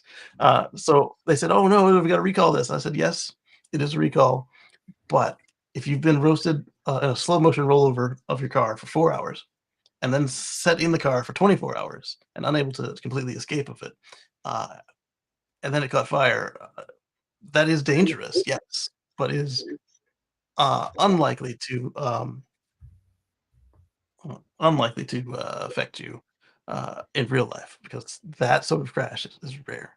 But they introduced a battery stiffening campaign where you drop the battery and they put in these shims, and it would push the crash energy over the battery pack to the other crash structure side, so that way you didn't puncture the battery. And, my car had that. I have pictures of it, and they never had a Chevy Volt fire from side impact. They did have also they tested the bare battery, same situation. It was full, and each time they tested it, it was above the actual regulation. So it wasn't exactly a fair test, but it would be more likely to see it. So Lee says, "Happy Sunday, happy Sunday, Lee." Robert says they can't hear me on Twitter. It says that it's broadcasting. Can you guys hear me over there, Slime Pit? Hey Casey, are you using a switcher setup? What's that? Are you using a switcher setup? I'm not using a switcher. I'm using, I've got the same interface I used to get the XLR and phantom power into the microphone. Okay. And the headset. It's got a Bluetooth input and output, so I've just got the phone connected to the Bluetooth, and then I got them all going into one. That's why I was saying I might look at the if I get any money back on the taxes, but I might look at the there's another property. This one's by Zoom. I might look at the one by Rode, and then from there, allegedly it does what I want it to do as far as the routing and the separate track recording and stuff. So okay, for that one, As of right now, I am sort of wondering. There's so many spaces going on today that if the system may be getting a little overwhelmed, so it might it might be X because it is kind of hot. Say customers having connection issues. Does that a few times and then it's off the space and I came and I was able to hear you. Okay. To hear the Okay, so you can hear Marcus now. Perfect. Can you hear that, Marcus? yeah, yes. Okay, so then it definitely was a space issue, because earlier one of you guys couldn't hear each other. Either you couldn't hear Marcus or Marcus couldn't hear you. Okay, so I'm not crazy. Yeah, X. There's like 7 spaces going on X right now. Yeah. One thing I know about you though, Casey, you're gonna figure it out though. I try to. I certainly try to. So we got the forward collision warning. It meets the performance criteria. Learn more. Using forward-looking sensors, this technology warns, so just cameras in this case, the technology warns the driver of an impending collision so that the driver can brake or steer to avoid collision. Or in Tesla's case, it just does it. Lane departure warning. Using a camera system to track the vehicle's position in relation to lane markings on the road, this technology warns the driver of unintentional lane shifts. And so these are standard equipment because the FSD package is ready on all the vehicles, even if it's not active on all of them. the safety features come with it. So that's standard and it meets the performance criteria. This technology is standard on this vehicle model and meets the NHTSA's performance criteria. Same thing for the crash imminent braking. Doot, doot, doot, doot. If the vehicle does not, if the driver does not take any action to avoid the crash imminent braking, to avoid the car crash, crash imminent braking automatically applies the vehicle's brakes to slow or stop the car, avoiding the crash or reducing its severity. I do like that the NHTSA uses the word crash and not accident. Good point. Good point. You'll see me when I'm reading these reports and stuff. I will dynamically switch the word accident to crash. All right, standard meets the performance criteria, dynamic brake support. If the driver brakes, but not hard enough to avoid the crash, dynamic brake support automatically supplements the driver's braking in an effort to avoid the crash. Okay, so I'm not crazy. On my Model S with the Autopilot 1 and on this Model X that we have now, there have been a couple cases where somebody tries to cut me off in the rain and the car, I pushed the brake, and apparently not enough because as I push the brake, the pedal comes down further from my foot. And so I was like, "What is that?" I was like, it knew it was helping me, and that's a real thing. It wasn't just in my head, and it wasn't just like the ABS. It was an actual other system called dynamic brake support. That is freaking cool. And as you do it, you've it's like I see what you're doing, Bo. I got you, fam. And it just pushes the brake even harder. It's like, here's what you want to do. Like, oh man, that's every time it happens, it's like, oof, That's true. like a co-pilot. So other safety features, standard, we've got dynamic head restraints are not available because it has the fixed headrest like the Model 3 and Model Y. Not well, and some of the S's and X's, they go back and forth on whether you can move your headrest on the S and X. But so you have static headrest. The head restraint for the driver's row and second passenger row, driver's passenger second row. Same for the seatbelt pretensors, seatbelt load limiters. Upper adjustable anchorage is available in the driver and front passenger. So that's the shoulder belt. You can set it for the right height. Seatbelt reminder is for all the seats. Airbags, driver and front passenger for the front bags. Head protection is driver, front passenger, and second row. So those are the curtain bags. Torso and pelvis protection is driver and front passenger. So that's the side bags that come out of the seats. And the knee bag is on the driver and the front passenger. So on some Teslas, all Teslas in North America have always had, well, at least after the Roadster, have all had all these airbags, including the knee bags. But some markets do not have the knee bag. But there are a few overseas markets that do. So that's going to be based on your local market. Excuse me. Hey, I mean, I didn't mean to cut you off. It just something popped in my head. I'm trying to see, like the 23rd, like white goals. It got the knee airbags? I can't. It should. Yeah, because my Volt had it, and the S that I was looking at had all the same airbags. Okay. Because I remember I was looking at the S40, so yeah. White Ghost is newer than the S40. So then they have additional airbags on this one. The driver inboard far side airbag. So this is to help keep you from knocking your passenger and having a helmet on helmet situation, because that is unhealthy, and we don't want that. Meets the side airbag out of position.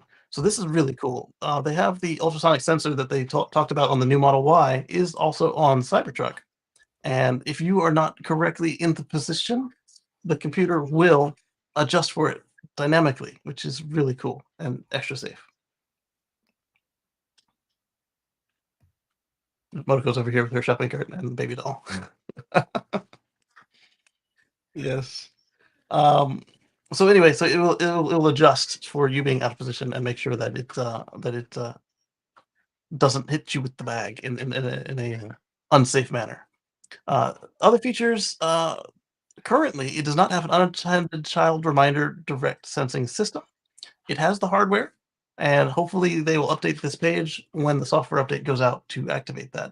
The Model Y, I don't know if it's already active in the Model Y, but It's going to be the same system. What they're talking about is using the interior radar to measure your heartbeat, your breathing, your position, your size, all sorts of other things. But they wanted to do so much with what this thing can do that it wasn't fully ready. And since they can just update the car, it wasn't a priority to have it ready at launch because they don't need you to bring it in to update the system. Correct. So hopefully they'll just submit an adjustment, and then they can just send down a car and show NHTSA that yes, we do meet these things. You don't need to crash it again. Just the sensors do what you want them to do now. Verify, put your uh, puppy and your kid and your human in there, and whatever else the test entails. It's got latch systems, so these are lower anchors and tethers. What's it? Lower anchors and tethers, child's something. Basically, they are the hooks that you put the new style car seats in for children under 50 pounds, and then they also have the lower anchor for the third.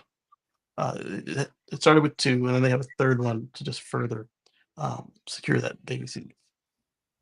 So safety power window switches, anti-pinch are standard, and they don't have safety power window switch a window anti-pinch. It's not available. I don't know what the difference is there between the two exact same things here. They're offset by one space. Oh, locations. The locations are not available, but it's standard. Probably because it's on all four windows and not just like the passenger windows or just the driver's window. So basically, that will help if a kid is standing on the door and they manage to pull up on the window. That's not as common. Manage to pull up on the window and then trap themselves. It will sense all their harder structures and come back down. Usually about halfway, because you don't want to come down all the way because that can cause a whole nother problem. Right. That's the reason most of the switches are pull up, push down. They used to have just a rocker switch, and that was where the problem really came in. Is because if they're standing on it, they could get the little toes on the up side, pushing down, and the window would go up and trap them. That's a good point there, Keith. Good point. All right, so there have been no recalls or safety issues since they've certified, or no recalls and safety issues on the 2025. Not sure how that works, but I think all the recalls were on the 2024. That's gonna be what it is. All right, so that is the manufacturer communications. None yet, because it's 2025. So that is the overall site that you would go to when you're researching your new cars. But we've got more. We've got more because you know me. I can't just leave a government document. You know, and just exciting stuff. Let's see what we got here. I've got about 8 links on this, so I'm not gonna use them all. So that's them covering what was on the page. Okay, so this is the same we were just on because it's got the same broken link. The first one was from Tesla. The second one was from Cybertruck, which is also Tesla, but it's more specific. Then we've got this one. What is this one? This one's from Wes Morrow, one of the lead engineers at Tesla. All the armchair experts claimed that the Cybertruck had no crumple zone, and I get it. The proportions seem impossible. It's like it's a short overhang. So I was also curious how they managed to pull it off, but it was faith, but I don't want to use that as faith, like a religious experience. No, I just like I said, they made 4 of them, and they were the safest vehicles in their class, vehicles in the world. Why would they change it up? So not really faith, just like logic. Like, why would this be different? Why would it change? And so there it was. I get it. The proportions seem impossible. It was a tough one, and there's a lot of engineering that went into that. Let me break it down for you. See, this is what I love about this particular company. They let the engineers just come out and speak directly to you. They don't have to go through an auto magazine. They don't have to wait for a reporter to come to them. They don't have to clear it through. I mean, I'm not saying they don't have to clear it through legal and everything, but they have a certain level of autonomy and interaction directly with the public, which is just refreshing compared to some of the stuff you've seen. All right, so I'm going to leave that where it is on the scroll because it's a little distracting to have it moving while we're talking. So here you see the large single piece casting in action in a high energy crash. The plot is showing the impulse over the y-axis, over time, the x-axis. And we see a nice linear progression into large with no large spikes. So what he's saying here is that the crash is very smoothly handled. The bumper beam is crushed in the first few milliseconds, and then the vehicle senses and determines which type of crash is happening and how to best deploy the restraints, airbags, and seatbelt pretensioners. So this is, remember a couple years ago we covered the Tesla Model Y update. There was on the old Model Y. They had they re-crash tested it on their own in their own facilities, and they determined that, like, they crashed it against like a Silverado and a couple of other things, and they determined that they could deploy the airbags better. So they had a software update to the car, and it became more dynamic and better than it was when it was first tested. And they carried that into this vehicle from the start. So now as the bumper beam is crushed, it's now figuring out what's going on. How is this going on? I've seen this. All right, let's get ready. And it looks at where you are and it just deals with it. So the bumper beam is crushed, and it figures out what to do. As the crush continues, bending of the steel of the drive unit cradle to move the drive unit down and out of the way. So this is something that, as a salesperson, that we were trained to talk about with the combustion vehicles, but did not actually happen. Um, they would talk about how the engine would come down and under the vehicle. On a combustion vehicle, that does not happen on purpose because you've got a 300 to 800 pound lump of hot steel and coolant and everything fixed to the vehicle, right?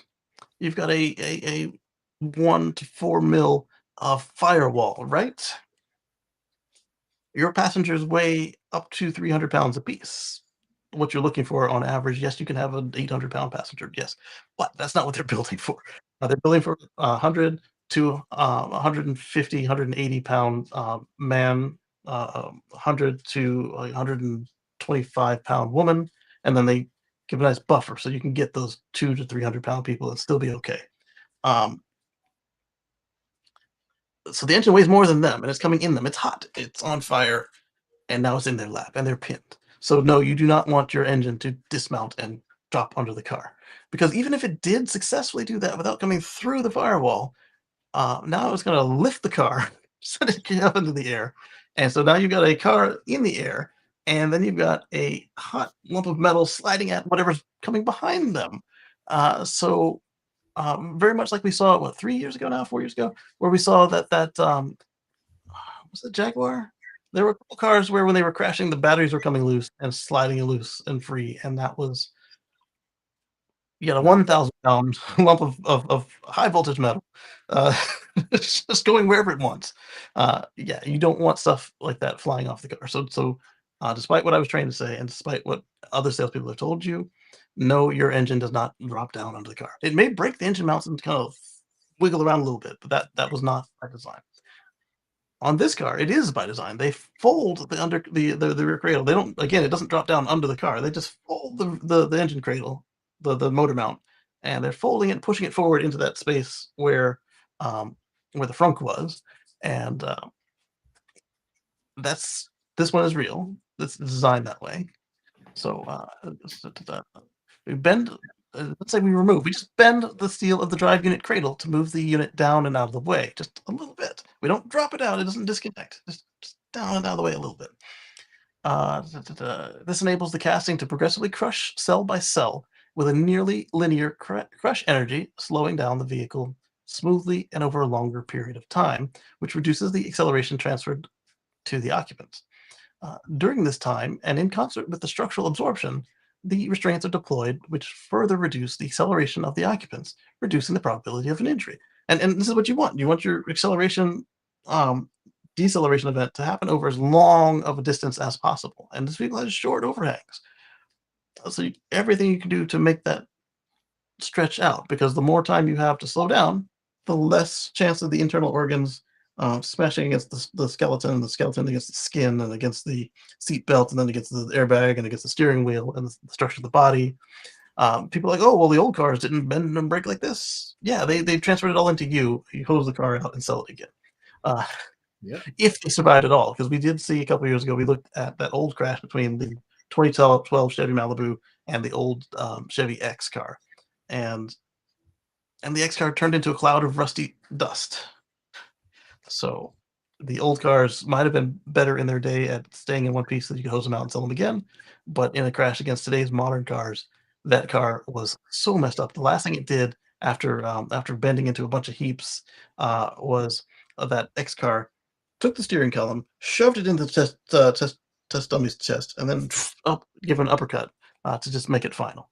And and there was no airbag, so that crash test article, crash test dummy as we like to call it, would have not survived at all. And it was just a basic crash. It was like a 30-mile-an-hour, 35 mile, the standard test crash, just two cars head on. And Malibu walked out with a bruise on the chest and the cheek, if I recall correctly, and its hand hit something in the car, so the bruised hand as well it would have had. Whereas the old car crash test article would have, I won't even say died on the scene. It would have died in the collision. So I was watching the other crash test earlier, and I said some of the other ones to you, but I saw the other one, the old Renault Espace, the new Renault Espace versus to this. So it's a devastation of the original one. The other one's way. exactly. The other one was horrific. And I was looking at the other ones, and she's still on the road, these other cars, and the tow bar shifted on from the rear end, went straight through the car, dissecting it. The other one, it's only getting 1 stars, and that's actually on the road. It's thing that they can even on the road. Yeah. So that's a risk you take when you want to take a classic car out. And for those of you on the video streams, that was Robert Griffith. And so the last thing that Wes tells us before we look at this video is, amazingly, you can see the accuracy of the virtual analysis compared to the side-by-side actual physical test. So this is what we call the virtual twin, where the model matches the real world, or you start with the real world and scan it in. So, but the cool thing about when you just start a vehicle from scratch like Cybertruck is you can just put your blueprints into there, and as long as you have accurate blueprints and a good model, then they should match. And so we'll see that in just a second. Getting these modeling details accurate expedites the design iteration for all various different crash cases to converge on the optimal geometry. And so this allows you to try a bunch of different stuff before you go and make an actual car, and allows you to make less actual cars to smash up, because they have a lot of money, but you don't want to waste it. And so um, and not just the money part, but the time to build these by hand, and then to test them on the prototype machines, and et cetera, et cetera. So the more you can get done on the computer, the faster that this thing can be done and be done safely. So here we see, like you said, let's wait for it to recycle. All right, so the bumpers crush, and then underneath you see the motor mount pulling down and pushing. See, it doesn't pop under the vehicle, but it tucks out of the way um, of the crash absorption, and you can see each of these little cells in the casting are just flaking off, and it's taking that energy and shooting it out the sides, where you still have steel on the outside of the vehicle to catch them, so it's not just making weird little bullets as it crashes, and they're just bouncing around, taking that energy with them as they pop out of the structure, allowing the vehicle to slow down, and then that has now that there's a hole there, that hole can crush around it and help to keep everything under control and mitigate the crash further. I also wonder, since that front cradle strikes the ground, if it helps to act as like an anchor or a brake, perhaps, as well. Depending on what you're crashing into, that could help further slow it down. In addition to your rubber and your locked up brakes, maybe all of a sudden having just an anchor into the ground. That's a good point. That's a good call, man. And then here we can see what he was talking about, the graph. Are you guys seeing my mouse? You are not seeing my mouse. Let me click over here, click back here. You can see the XY graph he was talking about. So the X is time, and then the Y is the force. And you can see there's no spikes, so it's very well controlled. I like to see that. All right, so now we've got a video from Cybertruck. Let's make this bigger. He's at the core of all Teslas. It's got a little bit of music, but I'm gonna leave it be. Let's rewind this. And what I want is, since it's on screen share, I want to do full screen, which I don't usually do on my. You saw me click on the pop out. I'll do full screen, but on my ultra wide, I don't really want to do that. but since we're screen sharing, it knows with this software, it knows to keep it in there. My other software, if I did this, it would just, you'd see a portion of it because it would stretch outside of it. So anyway, we're gonna play this, and there's music, and I'm sorry, this might not make it into the final, like the video on demand for X and for YouTube, because if Tesla wasn't careful about where they source this music, they could come to me and say, "Hey, give us money," and I'll be like, "I ain't got any money," and so I'll cut it out. Safety is at the core of We just did a little fly through. and Cybertruck's no exception. What that fly through was, we were flying through the air like the Cybertruck is right here. So the government does not go through this level of rollover crash test, but Tesla and a few other automakers, they test to failure. And so Tesla wanted this thing to roll over, and it was not rolling over at that 12%. So they made it roll over with a skateboard ramp. It's not actually a skateboard ramp, but it looks like one. All right, so I'm gonna go back to where I talked over it. We're flying through the air on the truck. Safety is at the core of all Teslas, and Cybertruck's no exception. Crash test executing in 3, 2, 1. Today's test is the first Cybertruck crash test, and it's a 35 miles an hour full frontal, which is. So this one, you remember last year, April 1st, they had released a crash test video, and it was a lot of this video, but it was kind of loopy, and it like stopped at the very end. We couldn't see it crash, and so this is 1 year of what would Elon call it, edging, or just anticipation. But here we are, and I'm interrupting it on you. So here we go. This is one of the most severe crash tests in the industry, so we have to make sure that we absorb the energy correctly and manage that acceleration so we can better protect occupants. There's a lot of misconceptions that this big ominous-looking vehicle is going to be unsafe for other road users. We designed it to have the crash structure way down low. It's not only in line with the center of gravity, but it's compatible with other vehicles on the road. And this is important right here. There is a regulation for how high everything can be on a pickup truck, but typically most manufacturers will leave it higher because it's a truck. Why do we care? It's higher. It's still within the regs. We're good to go. But what you want to see, Ford, I believe, does this okay. GM does okay as well. They still higher on their trucks, but there is a depending on, I don't know if it's the U.S. or state or another country, your fleet has to be compatible with itself within a certain number of inches. So if you have a low sports car like the Corvette and a high truck like the Sierra, whatever, I guess it might be per brand. So the Silverado 2500, 3500, they have to have a certain distance of overlap, and so that's what keeps those trucks from being just crazy high. Whereas something like Toyota, the Tundra can be much higher than the competition because they don't have a low sports car that they make like the Corvette. And Tesla's cars, they could have made the Cybertruck higher. That's not going to help you with aerodynamics. And so what he's saying here is they're basically strived to set the height of the Cybertruck to be exactly the same as the SX and 3 and Y. So let's let him finish talking. Which means it's a safer crash for everyone involved.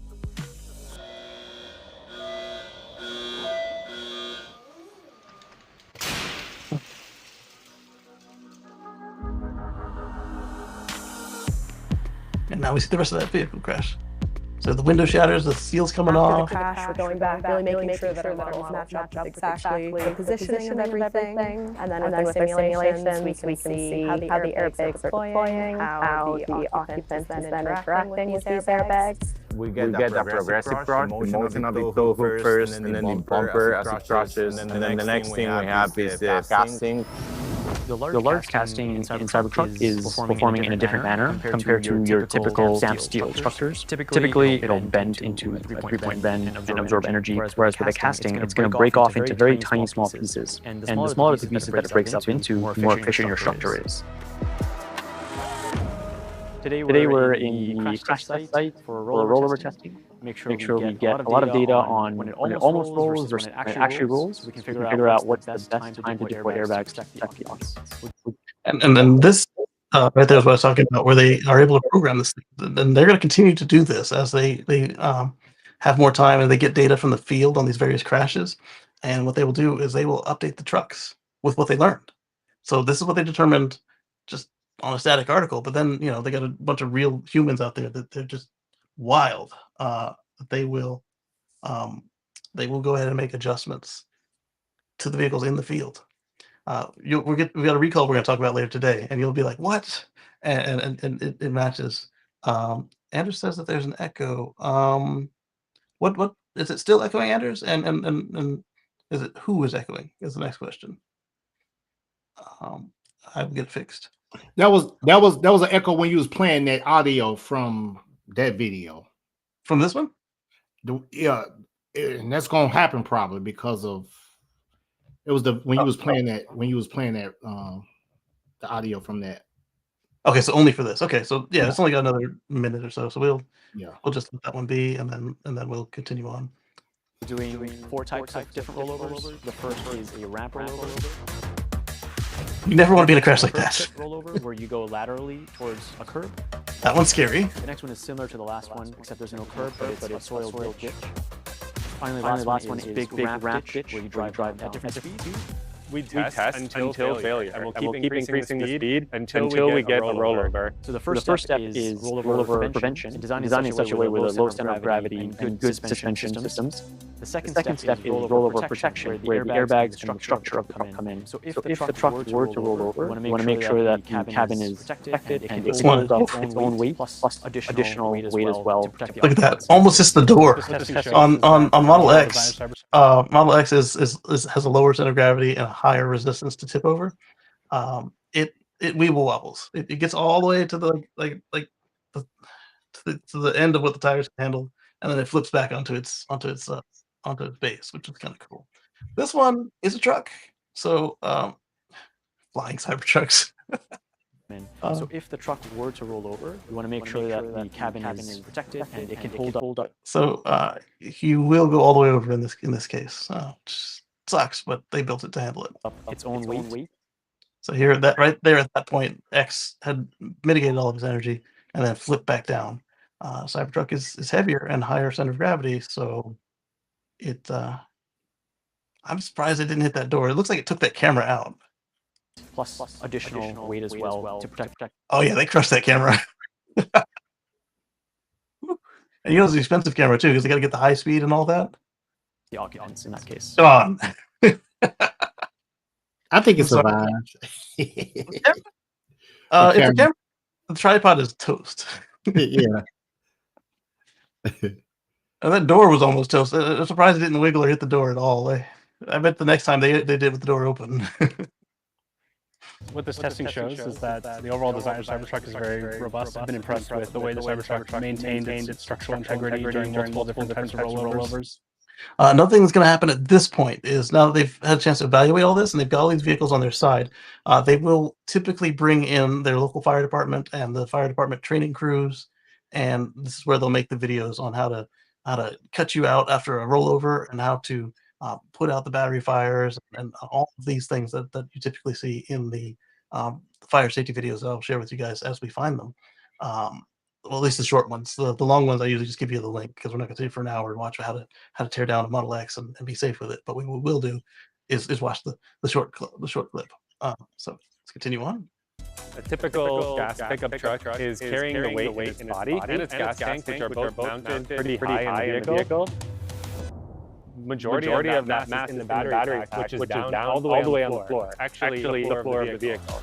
Cybertruck has lowest probability of injury and the lowest probability of rollover any pickup truck on the market. No one thought it would be possible to build a truck that's also very safe, but at Tesla we don't stop until we meet our high level of safety. Cybertruck's low center of gravity, exoskeleton, and advanced crash structure are what earn it that 5-star overall crash safety rating.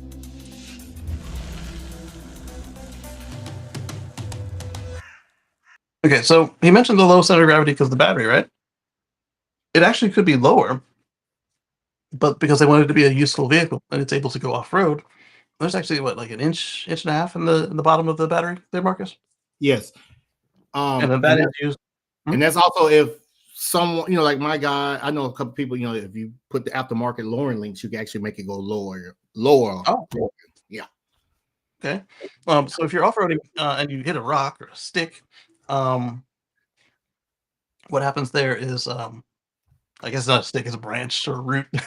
It's crushing the empty space at the bottom of the battery versus crushing into your battery cells and causing a problem.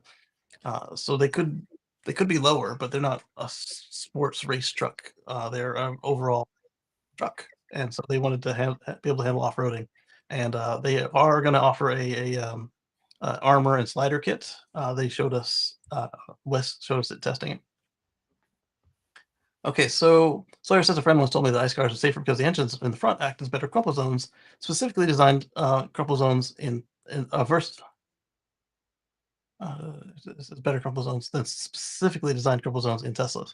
Oh, so his friend is like really special because to say something like that after they that was the whole point of all these EVs that came out without anything in the front was that you had more room to deal with the crash energy. So Wes claps back at that. He says a solid block of steel is excellent for impact attenuation. For those of you who aren't aware of the engineering implications, that is complete sarcasm. James says, if you are looking around the poker table and you can't figure out who the crumple zone is, it's you. Here's the point. It literally is the human, as we talked about with the older car. Ogre says, I love the video of the casting shattering. Wes says, watching the bits fly out at high speed is mesmerizing. It was like little diamonds. 100%. I also just noticed the suspension dropping out like it's supposed to as well, which is pretty cool. Yeah, Wes wrote a whole piece about it.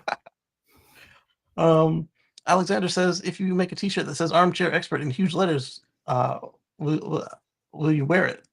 Wes says only if it has this image on the back. And so it's got an XKCD comic of productivity on this axis, coefficient of friction of a desk chair on this axis, and the guy saying he's spinning his desk chair around in front of the computer. Deal. Mike Exberg says, any tests for pedestrian safety with Cybertruck? The recent tests got linked around the work, and the naysayers have moved from the goalposts from to pedestrian safety. I pointed out how the Cybertruck front end is lower than most other trucks, like the Ram, Silverado, F-150. That's the other really good point. Not only is it lower, it's also angled upward.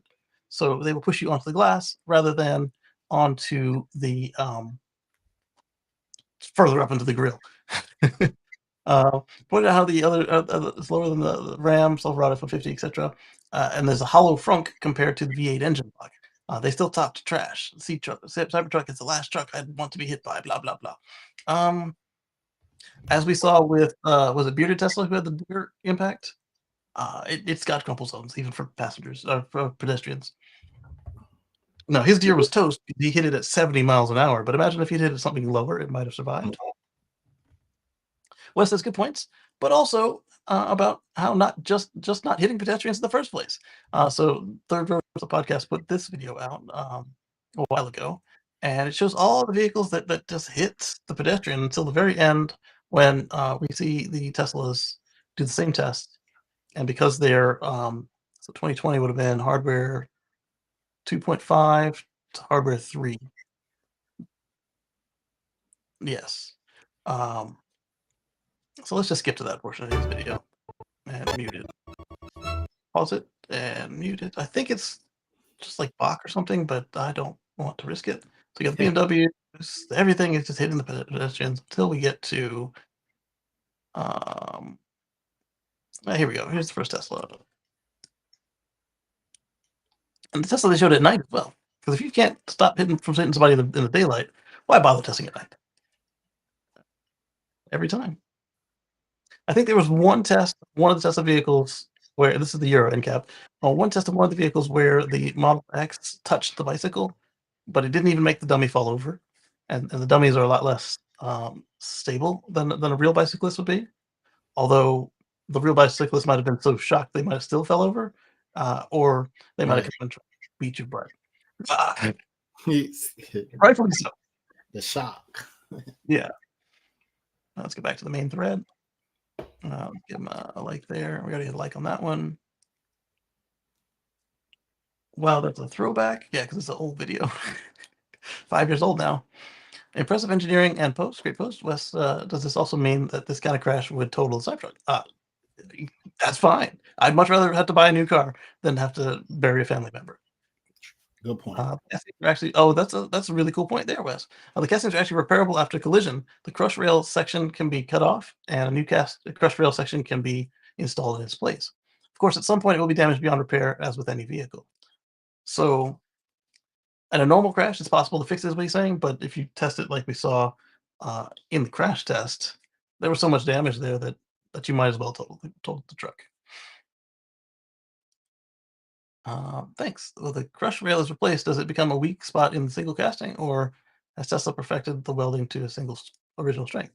So this one, they didn't answer it, but I'm going to suspect that, like any other welding situation, you want it to be not a weak spot. So they're going to give you the new part to weld in, and Tesla will have a spec. Like, hey, here's as far. If it gets this far into the crush structure, here's the new front end that we'll sell you. Your insurance company, your body shop, whoever. And if it's beyond this, we don't support that. So if there is a weak spot, it will still be in the right spot to handle further crashes. And if it's not, they'll say, hey, this is out of spec. You're gonna have to figure another thing out. Either replace the whole cradle and casting, or total the vehicle out. And sometimes it might be worth taking the whole front end off, welding in a new front, or not even welding, bolting in a new front, and then just calling it a day. Because they do have extra castings, so that is the thing. It's just is it? I think you'll see more of this than you on the Cybertruck than you will on the the Y and the X and the S, because they don't have that stressed skin on the outside. They've got the bolted on or adhesed on, depending on what part of the truck we're talking about, skin. You just put that plate on there, so it might be more cost effective to repair more of the Cybertrucks in more collisions than the traditional pretty vehicles. Haters are real quiet today. All right, so that's not all. We've got more. We've got more. So we got the video. What do we got here? Cybertruck says copy link, paste. And then we will move on from crashes to recalls.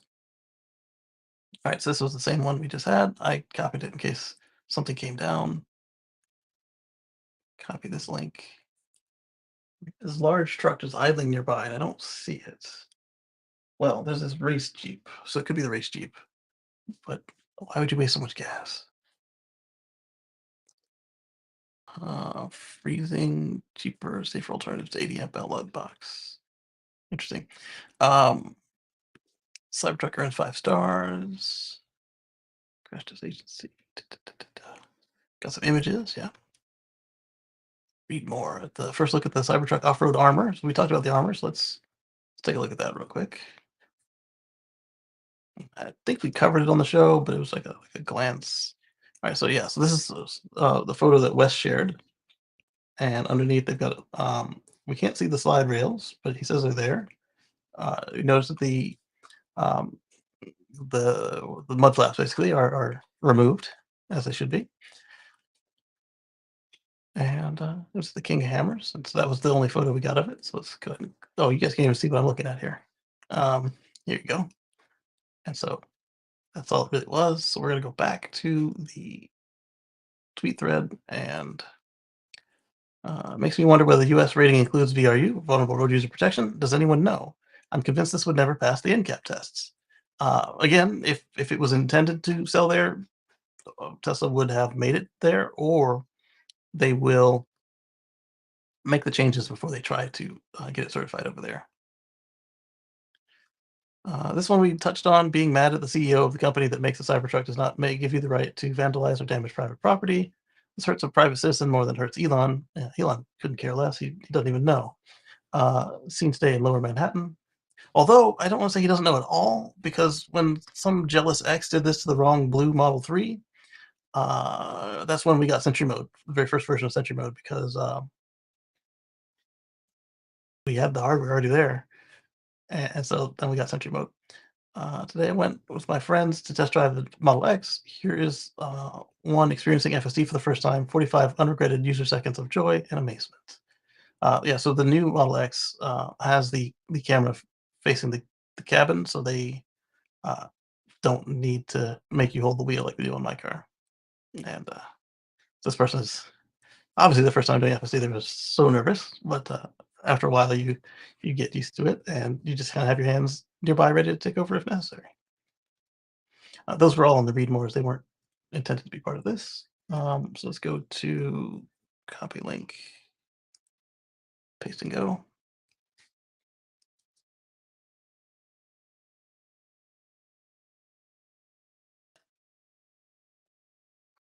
All right, Tesla VP of Engineering Lars Moravy explains why it took so long for the Cybertruck to receive the official NHTSA rating. As for Moravy, Tesla knew all along that the Cybertruck would get a 5-star NHTSA rating. Yes, because as you're building the vehicle, you have a rubric of what test you need to pass. Why would you build it not to pass the test? I mean, there are some folks that do, like, oh, okay, it's on the edge. We don't know what's going to happen. It's good enough. Here you go. But if you're Tesla, Volvo, Polestar, Rivian, who else is known for just like smashing the safety? Why would you suddenly drop the ball on your newest car? It just does not compute. So crazy how long it took, right? Lars Moravy is saying that Tesla was chill about it, knowing that Cybertruck would ace the 5-star NHTSA rating. Guess they were just waiting for the official nod. What do you think about the delay? So let's see what Lars said. NHTSA Gov sets their training schedule. We oblige. Internally, we've known that it was 5-star from the beginning, but we thought it best you hear it from the authorities. And I think that was a good move because in the past they've said, "Oh yeah, blah blah blah. Here's what it is," and then people just poop all over it. They're like, "Yeah, I need to see it official." So you just don't say the rating at all, and then you surprise people who say, "Oh, it's never going to work." Oh. This is actually one of the threads we're going to share next. With had more pictures. So before and after. Tell me that thing doesn't have crush structure. Look at that hood before and after. Look at where the bumper is. Not the bumper, but the flat part of the hood. Before and after. Look where the bumper is before and after. The bumper went down. The wheels didn't pop or smush or get stabbed at like they did on the other Teslas, which is cool. Not that is a bad thing if it does that. Is if they do that, it's on purpose. As Monroe, Sandy Monroe told us, you got like the sword structure. It's got like a horn, where it's basically like, hey, let's move this crash out as far as possible on small overlap test to make sure that we'll crush the wheel and send that out versus letting this barrier get inside and rip the door off or hit our passenger. And so some of them will still do that even on a frontal impact, and this one did not. That means that you'll be able to get it up on the tow truck with some relative ease. But yeah, here we can see everything moved out of the way of the crash and did its job. Window broke with the airbag and the collision, just like we saw in the simulations. Well, not simulations, but the pre-tests. Let's call them pre-tests. Side airbag deployed, everything. Here we've got the same before and after from a different angle, from straight on. Here we can see for the crash test dummies, this guy's nose doesn't really have any paint on it. I mean, it doesn't have any lack of paint on it. So we know that it seemed to hit the airbag square. So we can see the seat airbag on both sides is gone off. The passenger airbags on most of these crashes, on most of these cars, the passenger airbag, the way they're set to deploy, they will break the front window. And we can see that here. Here we can see the structure underneath, the result of that same crashing we saw from the underside rather than from the looking in from the driver's side. Pre and post dummy after the vehicle interior. So you see there, and it looks fine. The knee bag didn't even go off on this, so it was not needed for this crash. All right. And wow, look at this. The electric propulsion drive. This is the front of the. Is it the front of the rear? Yeah. That looks the rear. Yeah, because it's got the yeah, like a dual motor. So that'd be the yeah. So even the Beast is good, even though they tested the dual motor. And then again, here's the one from the government before and after. Lars said safety first always, and then this is what got us on to talking with Lars, is that Shreya asked, just curious, why did it take so long? Usually it's within 2 to 3 months of launching, right? And Lars is saying that the government sets their own schedule, and they obviously didn't feel that either they were overloaded or they didn't feel that Cybertruck was going to sell enough that it should have been a priority over what they did push through. Because obviously, if you get like Corollas and Model 3s, they're going to sail on through because you're going to sell millions of these vehicles versus thousands of Cybertrucks. This NHTSA schedule was a detailed smear campaign against Tesla. People around me refuse to believe because it came out under Trump. It's unfortunate. Again, they set their schedule. They did the same test they always do. And if anything, these tests are going to become further out because of the way that they are closing and disrupting agencies right now. So we should be happy that they made it out when they did and that they didn't get held up underneath Doge. Because they would have been. What about IAHS? Any plans for them to test Cybertruck? So IAHS is harder to get done than the government because the government will accept a certain amount of donated vehicles. IAHS cannot. They have to buy them on their own. They will take the money from the Cybertruck from the manufacturers to go do it, if they weren't on the list or whatever. But you have to give them the money, or they have to find it in their own to go buy it, enough of them to go do the tests, and then they have to do it from the fleet. So they have to go send out people to buy it in their name, that people that aren't recognized by the manufacturers or dealers. And so in something that was in short supply early on, like the Cybertruck, they had to get enough of them at the prices that they were charging because they were Foundation Series. So hey, we bought 30 Foundation Series to smash them up. How do you guys like that? That's why you had to wait an extra 5 months for your car. So what I expect we'll see is now that the price has come down, they are probably already testing them now at the IAHS. And then we should see some results after they do the tests and then do the analysis. Because when they show us the videos, they have already almost or completely finished the ratings. And that takes time. And they just went on normal sale prices. They could be waiting for the rear wheel drive, but I don't see them waiting for rear wheel drive if that's not going to be the bulk of the sales. Any plans to comment after this? I'm curious why we can't have a system in place that promotes real competition and vehicle safety. Well, if you want to donate some money to the government, feel free to do that. You can, when you send money to the Treasury, you can say, Treasury, this is for the NHTSA's crash test program, and you can put it in there, and they'll go straight to the NHTSA's crash test program. But I other than Bill Gates and Warren Buffett, I haven't seen anybody saying, "Hey, tax us more." And even them, they say, "Tax us more, come get it." They don't say, "Hey, tax us more, here it is."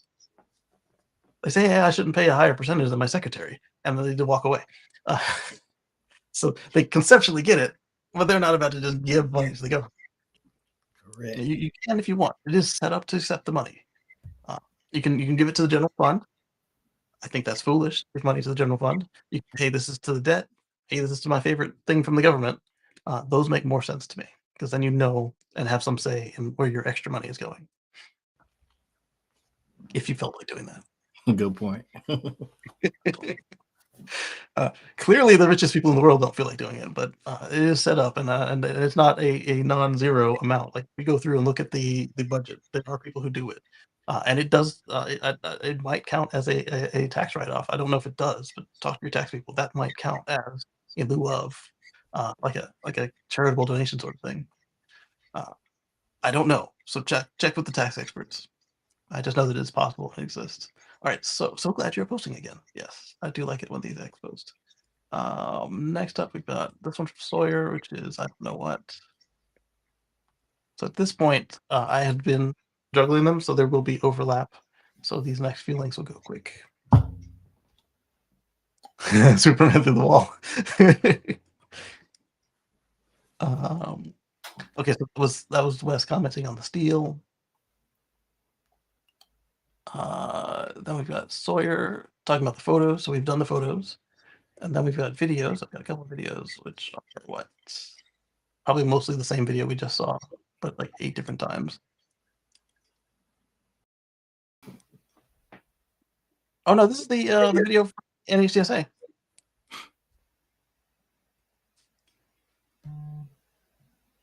So instead of just photos, we can see the government test.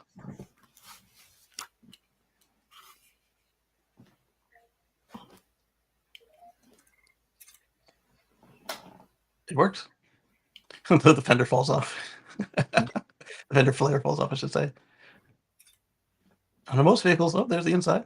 Most vehicles, the mirror breaks just because it flings forward so fast.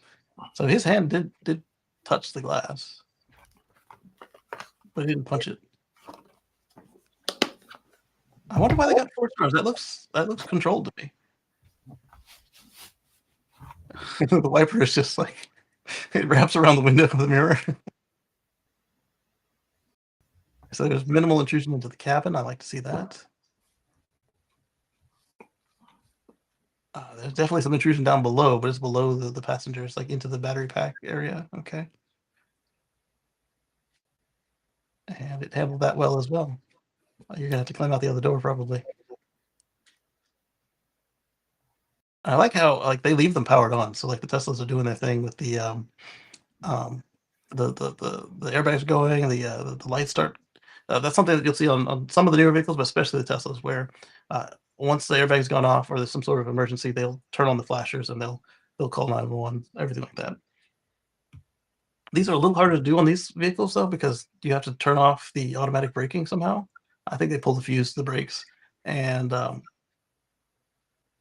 guess they probably also want to disable the 911 call. On the American versions, it will use your cell phone to do that. On the European ones, it will use its own cell hardware to call 911 itself. There we go. And shrink that back down.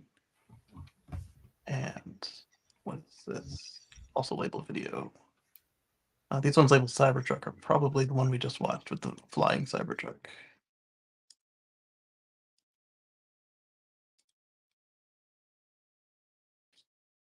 Yep. Probably the same for this next one too. Whoa. Go back.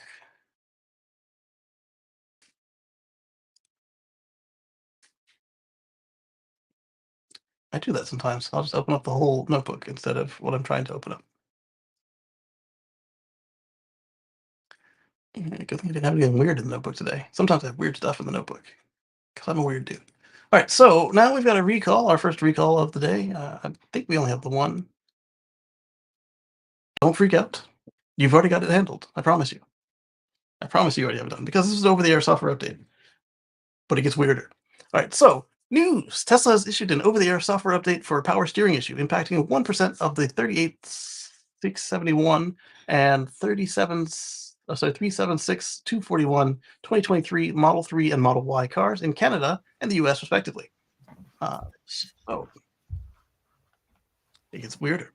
Remarkably, the issue was fixed with 2023.38.4 software update, released on October 19th, 2023. No, that's not a typo.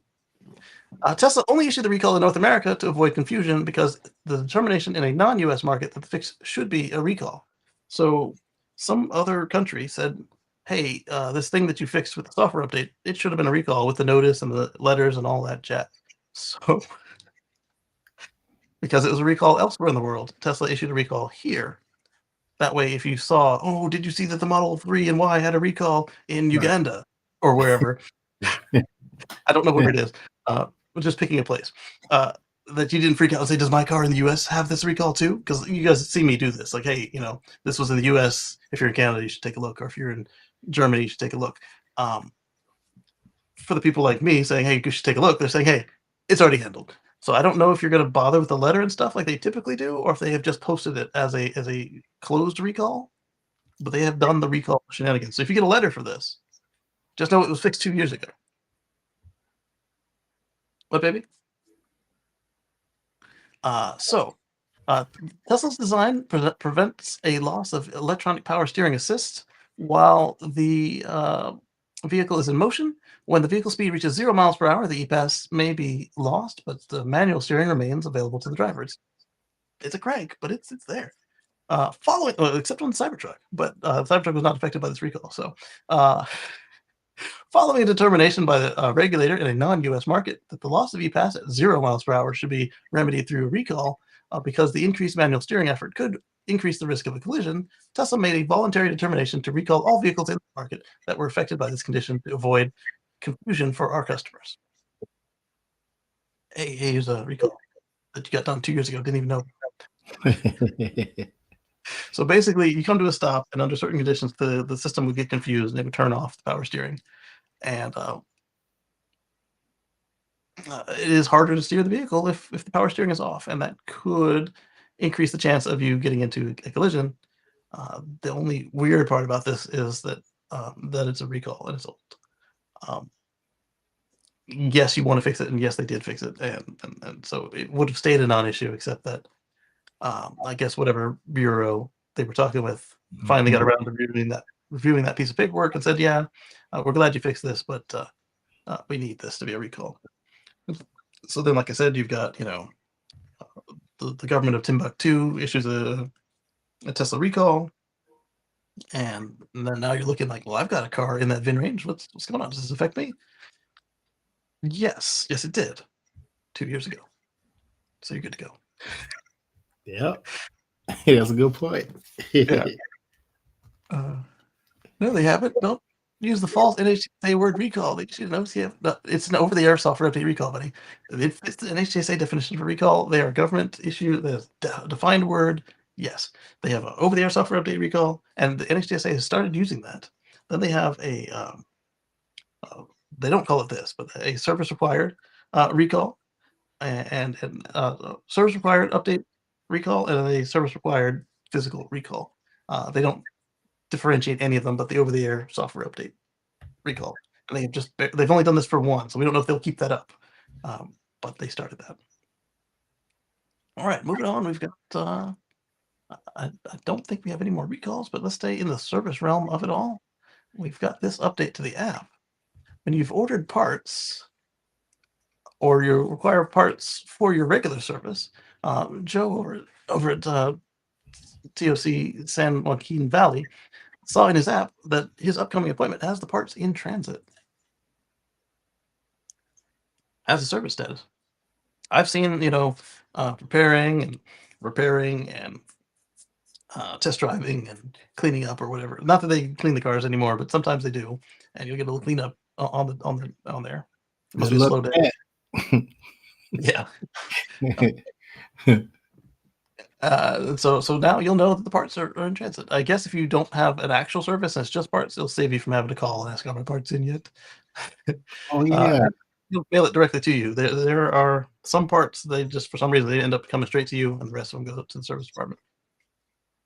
You can now track, intercept, and hijack your parts in transit if you need them sooner. Love these improvements. I recommend not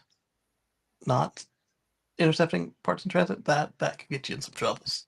All right, so we've got 2 direct messages. Let me see what they are.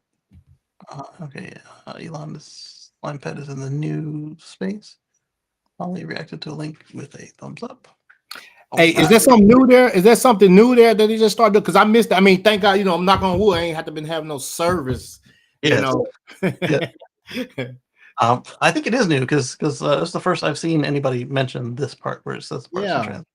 I don't know how new, because the same as us, he also doesn't get a lot of servicing done. I assume that's on his Cybertruck because look at the font. Yeah, that's his Cybertruck. He has a Model Y for his wife, right? Yeah, there's a Cybertruck in the background. But the Model Y for his wife would have been the standard rounded font. But yeah, I like it. I like that a lot. And he's got a software update inbound too. All right, so we talked about how last week how Nikola was searching for a bankruptcy firm. For those of you who did not heed my warning and get out of Nikola or do some short selling or whatever you do if you're more advanced, they done. They're done. That's all I can say about it. It's a wrap. It's a wrap. I said more on my tweet. I said they have coasted to a stop after a long downhill run. Basically, I was making fun of that. Their first test was they rolled it down a mountain to make it look like it was driving, but it didn't have a drivetrain, and that was that. So then we've got a plug-in hybrid fire truck. This is in the city of Madison, Wisconsin. The first production Pierce Volterra electric pumper is now in service in Madison, and the city of Madison Fire Department and Pierce Manufacturing Inc. have an Oshkosh Corporation business have announced the first Pierce Volterra electric pumper production unit as ordered is now in service. This milestone represents the culmination of years of collaboration and commitment to advancing zero emission technology in the fire industry. And you'll notice that this thing doesn't have an ugly duckbill nose like the mail truck. So despite being the same company, they don't make all their vehicles ugly. They just did the bare minimum to meet the requirements on that mail truck, and it looks like an ugly duck with a fat butt. Whereas this looks like a regular old fire truck. Yeah. Yeah. Go figure. You say it's hybrid though, right? It's like the Volt was advertised to be, like the Chevy, like the Ram Charger is supposed to be, where it's a serial hybrid, like a train. It's all electric unless you need longer loiter time or more power, and they'll just turn on a V6 generator. And a V6 for a vehicle this size, normally it'd be a V8 or V10, right? So yeah, I'd prefer like a 4-cylinder, but they actually might take up more space because a 3-cylinder slapped together with another 3-cylinder is shorter than a 4-cylinder. So okay, yeah. All right, so it's got seating for 6. The Tech 4 independent front suspension system. Okay, that's nice. 246 kilowatt-hour battery solution, so that engine might only see maintenance use. With 6-year warranty, that's not bad. That's not bad. A 6-year warranty on a commercial vehicle, or a commercial heavy-duty vehicle. That's strong.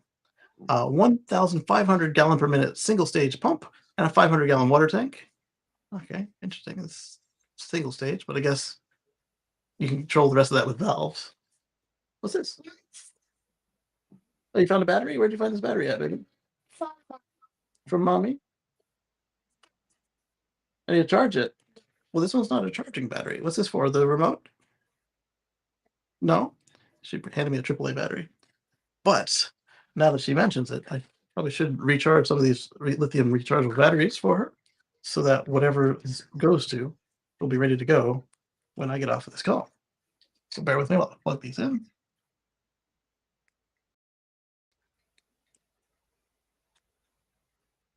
Not that they don't charge, but just like any lithium battery, when they are in storage, they still lose a charge a little bit at a time. Hey, I appreciate that. You just remind me on like my garage door entering to the house. Yeah, I have to recharge. I use those as well to recharge the door. You know, it's telling me it's low now. You know, I just touch it in because I'm trying to be, you know, without to deal with keys or whatever. And sometimes I leave my garage up. So, you know, I mean, you know, we're in a good neighborhood, so I leave the garage up and maybe run around the corner or run and grab something to eat, and I can just touch it with my hand with the phone close by.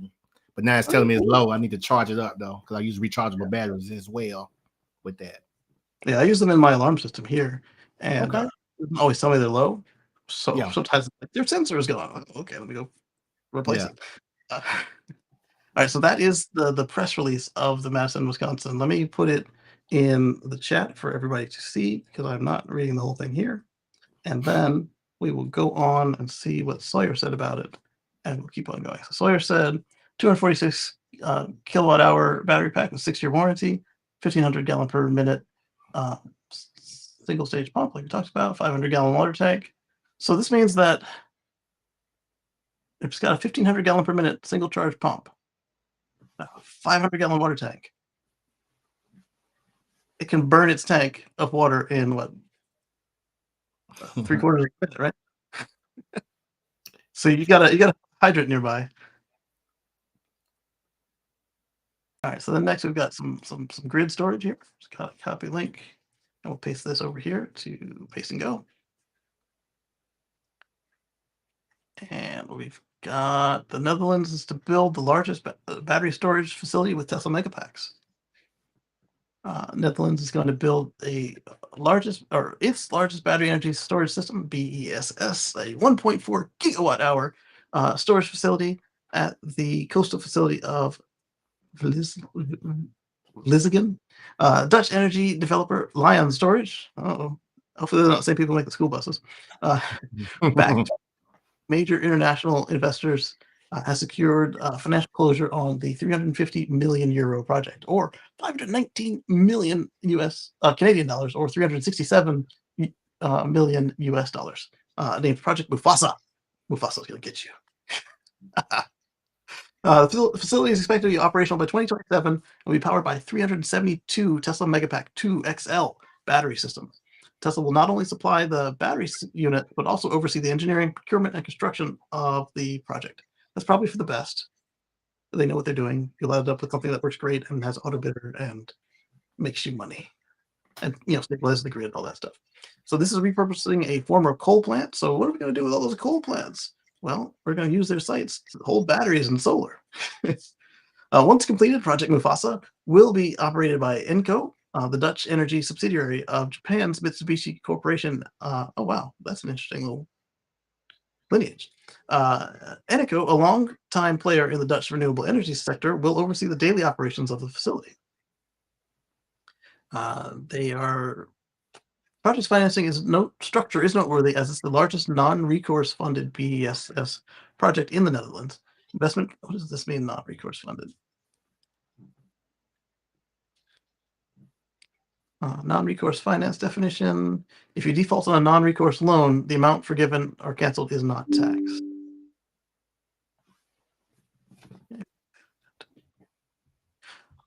So if for some reason this energy company or the government or whoever's putting this in goes out of business, then they don't get taxed on what's forgiven. Whereas in a recourse system, they would consider that the bankruptcy recovery, they would consider that to be income, and you would get taxed on that income, furthering your problem running out of money. The project is a game changer for energy storage in the Netherlands, and Tesla's growing energy storage business. They deployed a record-breaking 31.4 gigawatt hours of storage in 2024, and then they opened up the Megapack factory in Shanghai, which takes them from 40 gigawatt hours capable of the Megapack main factory, and then the 10 to 20 gigawatt hours capable out of Cato Road, the test facility, and then another 40 out of China. And I may have been wrong and then cut all those numbers in half if I was wrong. That is cool. Next up, we've got Tesla Charging has come up with some cool stuff for us. Let's see what we've got here.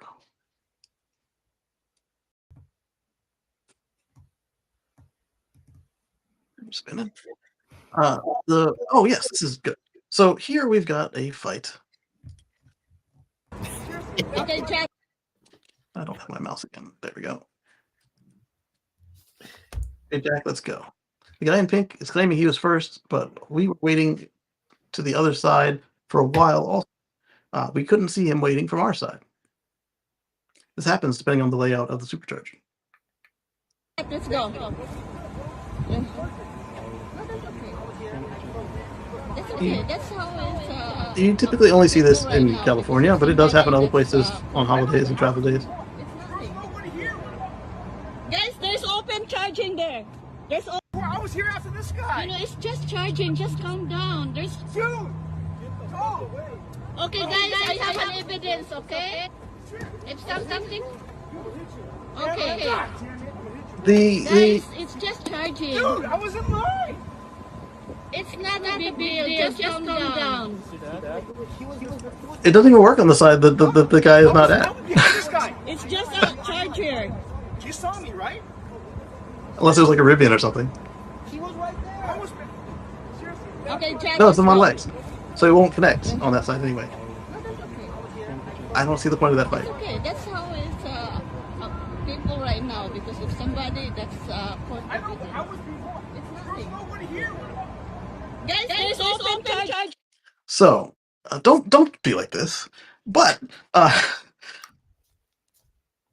Drive Tesla Canada, Darren had posted this and tagged Tesla Charging. So hey, it doesn't have to be this way. We've got technology. Let's minimize the fights, right? So Tesla Charging said, virtual queuing pilots have started in Q2 at select sites. Goal is a net customer experience improvement for the 1% of cases where there is a wait time. Wider rollout this year. If feedback is positive, we continue to expand the network 20% year over year, closely tracking the site level demand. So what they're saying is the same thing they said before, is that their real solution is more plugs, and that will take care of this. But in the meantime, they have finally agreed what we've been telling them for years and done a virtual queuing system. And I suspect that what took them so long with this, you can see it in our last holiday update, where as you approach a site, if there are stalls down, it says don't use stall 1B, 3A, or 37, whatever. And in addition to that, you'll notice the lights on the supercharger stalls are off. If for some reason you're in something like a Ford or Rivian and you don't see that hey, this one's are down before you even park. So then folks have asked me, said, what about those other cars that don't have a Tesla screen? Well, one, the sites that are most likely to have a wait are most likely to be Tesla only sites. And in addition to that, they have the Tesla app. They'll say, hey, same thing it says in the car. You're going to be queued up on site on stall 7B. You're queued up on stall 3A, and it'll be a 3-minute wait, a 5-minute wait, whatever.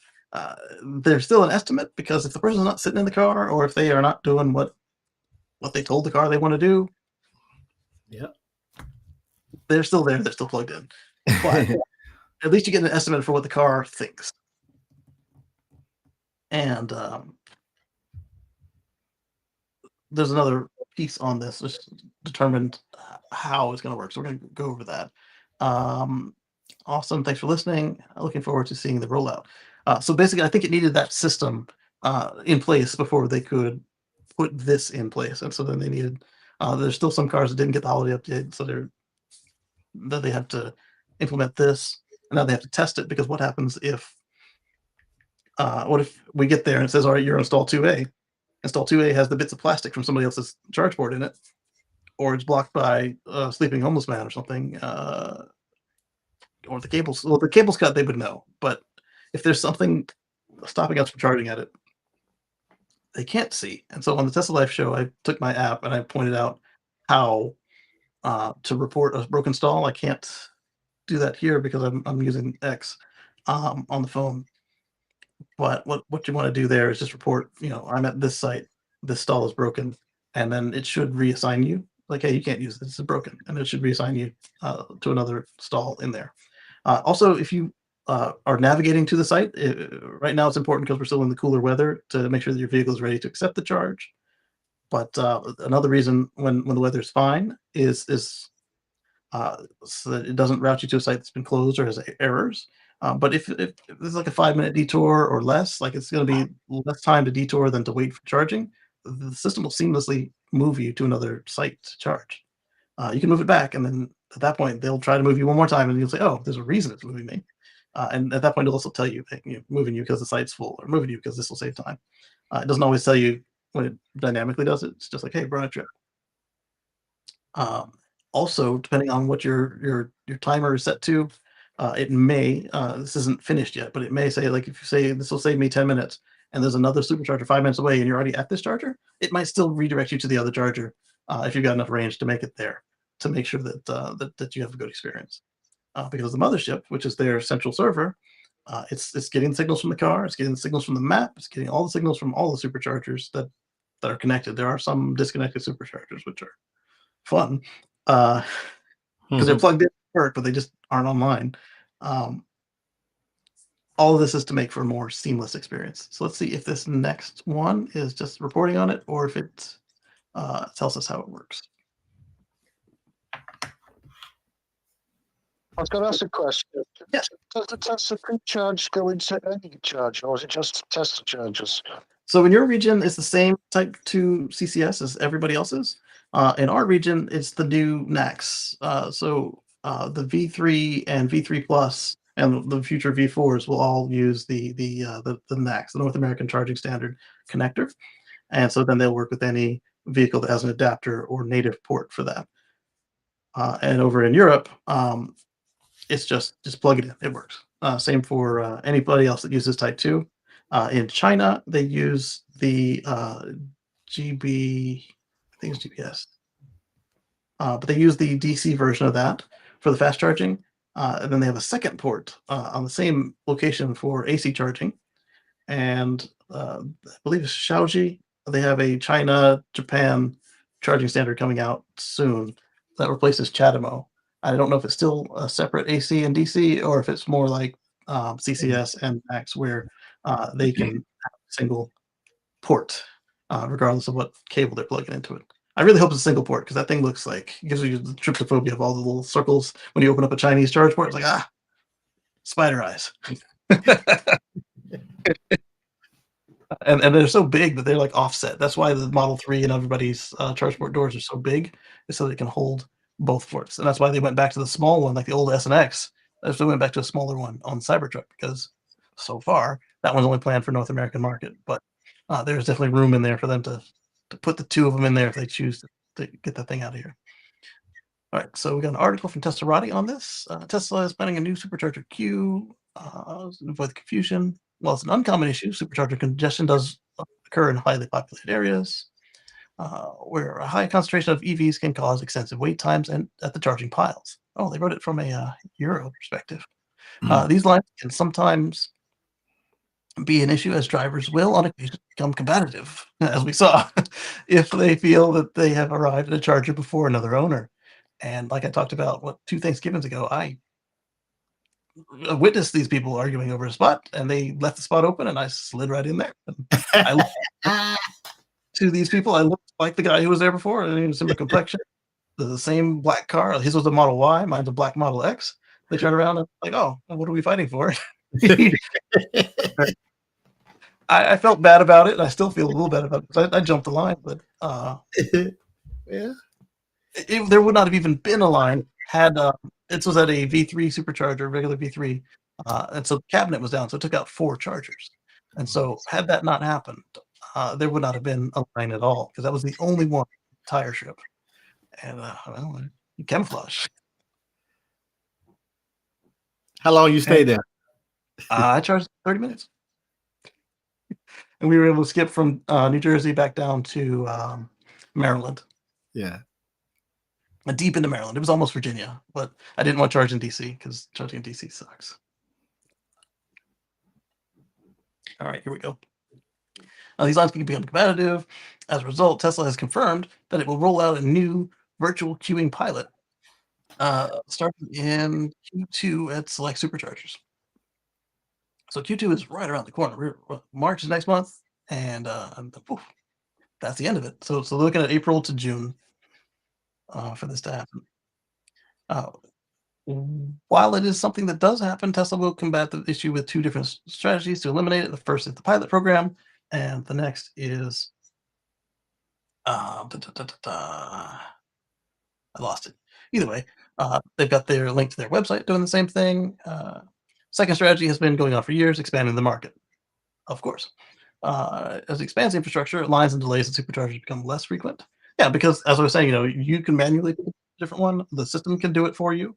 And just having more options means that, like we saw in Chicago, this year, they had the same situation they had last year with frozen out systems, and it was the same brutal polar vortex. And so we still had the same situation with Uber drivers and everything.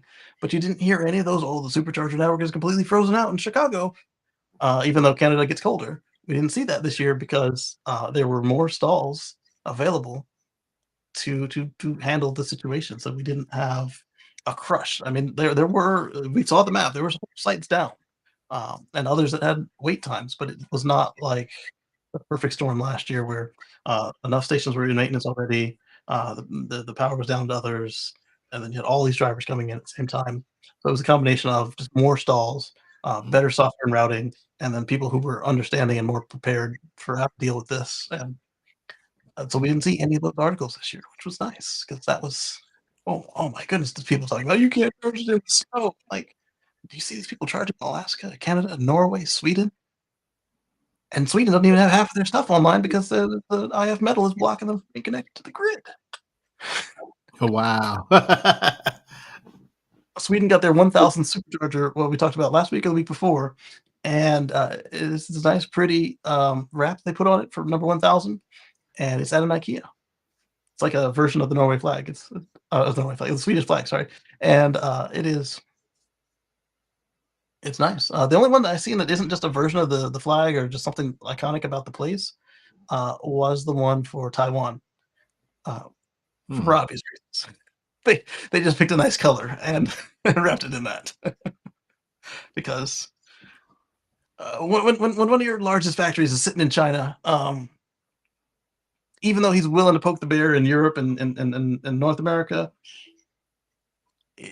even Elon is not off his rocker enough to poke the bear that is China with his factory sitting there. They know. Oh. Okay. This guy saying Tesla owners should always get priority over non-Teslas when superchargers get crowded. Yes and no. There is a plan inside the Charge My Non-Tesla where you can pay $20 a month to basically be a Tesla. What that will do is if you have basically 2 long trips a month, it will give you the same rate as a Tesla, rather than having to pay the non-Tesla rate. And like I said, it takes we did the math, and it takes 2 trips to pay for itself. So if you're going to take in Europe, basically, if you're going to take the whole summer off, yeah, go ahead and sign up. That's $60, and then that's basically what one really large charge, and all your regular charges will be at a good price. In North America, we only get the 1 week, 2 weeks off, maybe 3. We are vacation starved. You get it for that 1 month that you're traveling, and then turn it off when you're done. Or if you do a lot of road trips for business, like, hey, this is sales season, turn it on, and when you're done, turn it back off. And that way you're not wasting money on a membership that you're only using 1 or less charges per month. Because all it takes is 2 to make up for that fee. Last time we did the math, it may even be down to 1, depending on what market you're in. If the electric rates are high, or if you're charging right there in the middle of the peak charging rates during the day, they charge extra for the demand charges. So it can be as low as 1 charge to make up for it. So look at the charges, look at the Charge My Non-Tesla membership, compare the prices, and then say, hey, I'll do this. Or, hey, I'm only taking 1 charge. I don't need this. And just pay the extra rate. It's not hard math. But only you know your situation. And since I have unlimited supercharging, I haven't had to do the math to keep up with it to tell you this week it's this. Hey, I'm finna say, let me say something on that. I mean, that's just another reason why I say I don't think I'm gonna get rid of White Ghost, man, because exactly. And unlimited supercharger. I'm talking about when the holiday, I just go, I'm in Austin, but I want to go to Dallas or Houston. Now, if I need to, man. Yeah.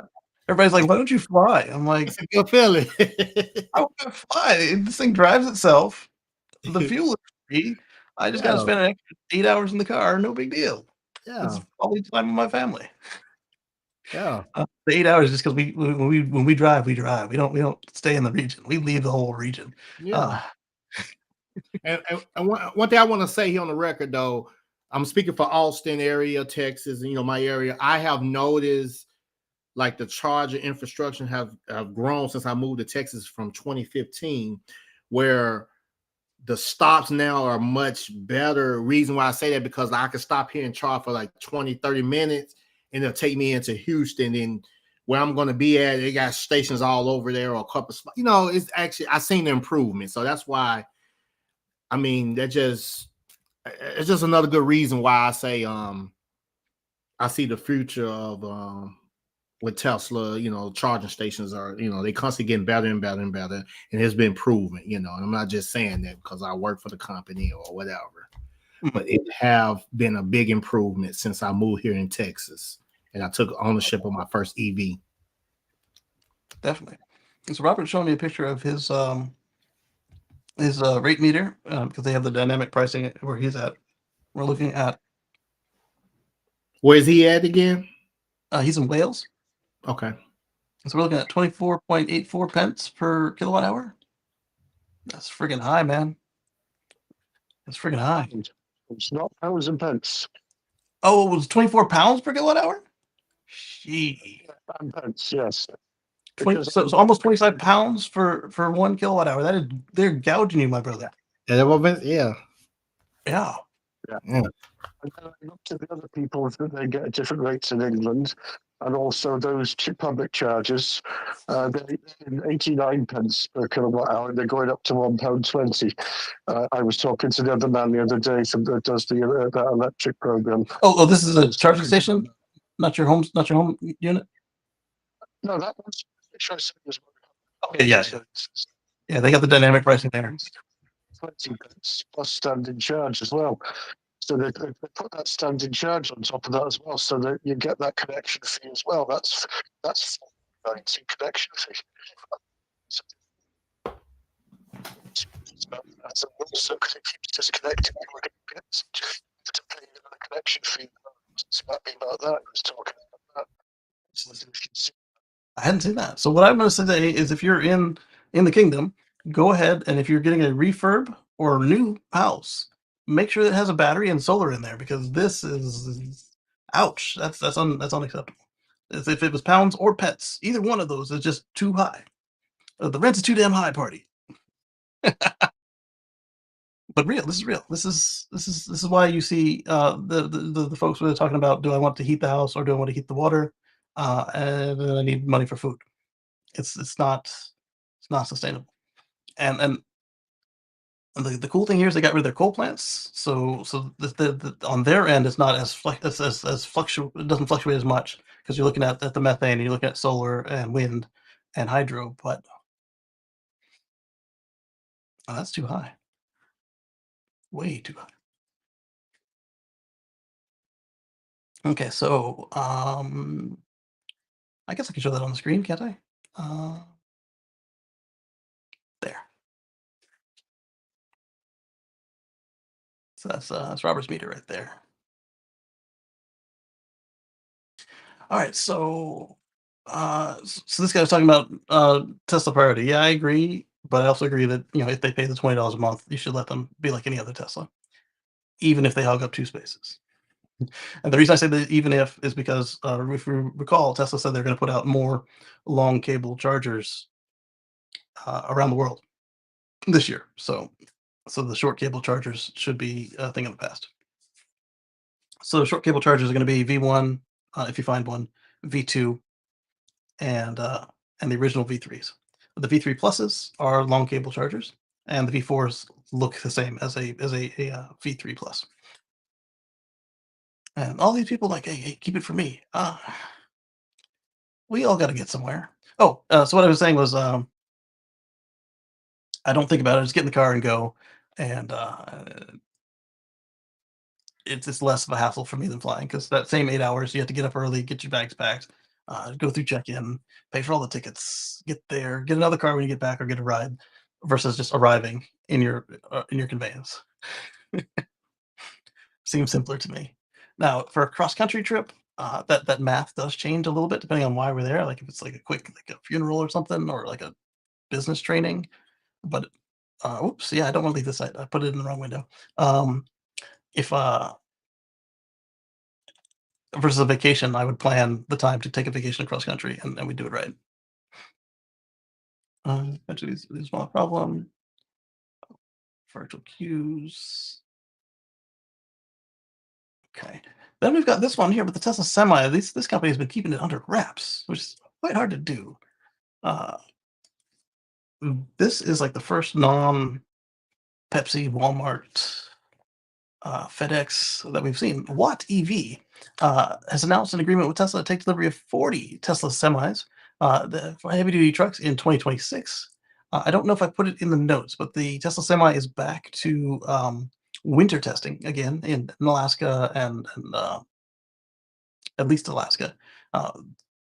My speculation on why it's back in Alaska now to test in the winter again when they've already been selling it and dealing with it is, I think this might be the Mark II. And with the Mark II, you're looking at whatever changes that Pepsi and Walmart and everybody else decided that the truck needs to make it more sustainable for their fleet, and to make it cheaper to build, cheaper to buy. Whether they lower the price, who knows? And then also is now more compatible with the 1.2 megawatt chargers, the Tesla V4 charger, basically. And So anyway, back to Watt EV. As part of the agreement, Watt EV has taken delivery of 2 electric semis to expand its freight hauling service in 2025.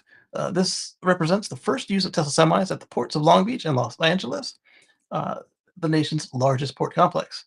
The semi is not the only truck in the market that can deliver on. Sorry, is the only truck who can deliver on 500 miles on a single charge with superb energy efficiency, and this is with the long range Tesla semi, of course. The short range, I think, is 350 miles, which is still plenty compared to their competition. I think their longest range competitor outside of Nikola, which we just talked about is out of business, was either 300 or 250 miles a charge. So, said Salim Yusuf. I'm sorry, Sam Yusuf. I got you messed up. Let's see, CEO of Watt EV. At least says Casey, you're gangsta. I tend to be sometimes. This is meek and mild exterior. Gangster inside. All right, so Watt EV is focused on high mileage duty cycle, so they want the long range trucks, so they don't want the short range. Achieving as much as 550 miles a day on certain routes in California. The company plans to include the Tesla Gen 4 superchargers to enable 1.2 megawatt charging, or 1,200 kilowatts, at its depots, while its fleet is growing its fleet with Tesla semis in 2026 and beyond. So they don't even want the competition because they want long range, and their competition doesn't do it. Their long range with competitors is shorter range than Tesla short range. I don't blame them. You know your business. If you're long haul, whether you're not you're over the road or not, you're going to want the long range. Especially as we wait for the mega charger network to fill in. We see where the supercharger network is from 2012 to now. The mega chargers are going to go through that same thing. I think they will be easier to deploy because there are only so many places the trucks are allowed to go, and their hosts already understand the benefit of keeping a trucker for the duration of their legally required breaks of 30 minutes or 1 hour or overnight, depending on where they are in their cycles. We've future-proofed our charging depots to allow for the transition from our CCS charging to megawatt charging system. So they're going to rip out their CCS1 chargers, and they're going to switch them out for MCS2, MCS3, depending on if Tesla goes to MCS3. MCS3 is not done yet. MCS2 is done. Our collaboration with Tesla is another major milestone as we've expand our network to electrify freight on more routes throughout California and beyond. There you go. And then they've got a global news wire. That's the reason I didn't pull it. I'd much rather read from Sawyer than a press release. Haters. Tesla Semi can't go 500 miles on a charge. Semi goes 500 miles on a charge. Haters. Pikachu. And not just haters. Bill Gates himself is like, what's up? and was it Mercedes who said the physics don't work? And then Elon's like, there it is. All right, paste and go. Oh, you said Mercedes? I didn't know that one. Mercedes said that too? I didn't know that. Yeah. Wow. I didn't know that one. Sounds like Tesla might add some sort of white noise to drown out the sound of the motor on the new Model Y. So I don't understand the problem of too quiet. Some people don't want to hear the motor, and it'll be interesting to see how Tesla combats this. I wouldn't call it white noise. It's noise canceling, the same way the AirPods do, inserting opposite frequencies in real time. The S and the X already have this. It's noise canceling, not white noise. I don't know. The Model Y doesn't say that it offers noise canceling. Only the S and X, and maybe the Cybertruck, say that they offer noise cancellation. The Model Y has never been an advertised feature. Doesn't mean they can't do it. Or they can't do it just for the motor. But I think that guy's getting a little ahead of himself by suggesting that. Hold on, they complaining about the motor itself, the actual motor of the vehicle? Yeah. Same way you hear it lined up and stuff in the Cybertruck where it sounds cool. The Model Y, it doesn't sound cool because it wasn't meant to be heard. But because the vehicle was so quiet, they found some customers who didn't like they could hear it. Because now they can hear it over the road noise because of the new interior. Wrapped up my time with the new Model Y. Yes, it's grown on me. Suspension is remarkably better, and it soaks up the DC MD, so DC and Maryland roads wonderfully. It's eerily quiet in the cabin. There's definitely more noticeable motor noise under acceleration. The doors have a much better thunk to them upon closing. I wish the pedals weren't an afterthought. Well, after a while, you won't be touching them anyway. The pedals were an afterthought, and it came back, and it came with the performance pedal setup, not the cheap-looking rubber covers. The mechanism to fold up. He wants the metal, or it comes with it. I don't know which. So either he wants the performance pedals, or he got the performance pedals and didn't like them. The mechanism to fold up and down the seat is very responsive and certainly speedy. It's fastest in the industry. Touch points are all refined, some even more so than the Highland Model 3. It's a newer car. The side mirror tweeter assembly looks broken and poorly executed. Ouch. He's being honest. A wonderful acceleration through the power band. Because it's not an engine, it doesn't have a power band like that.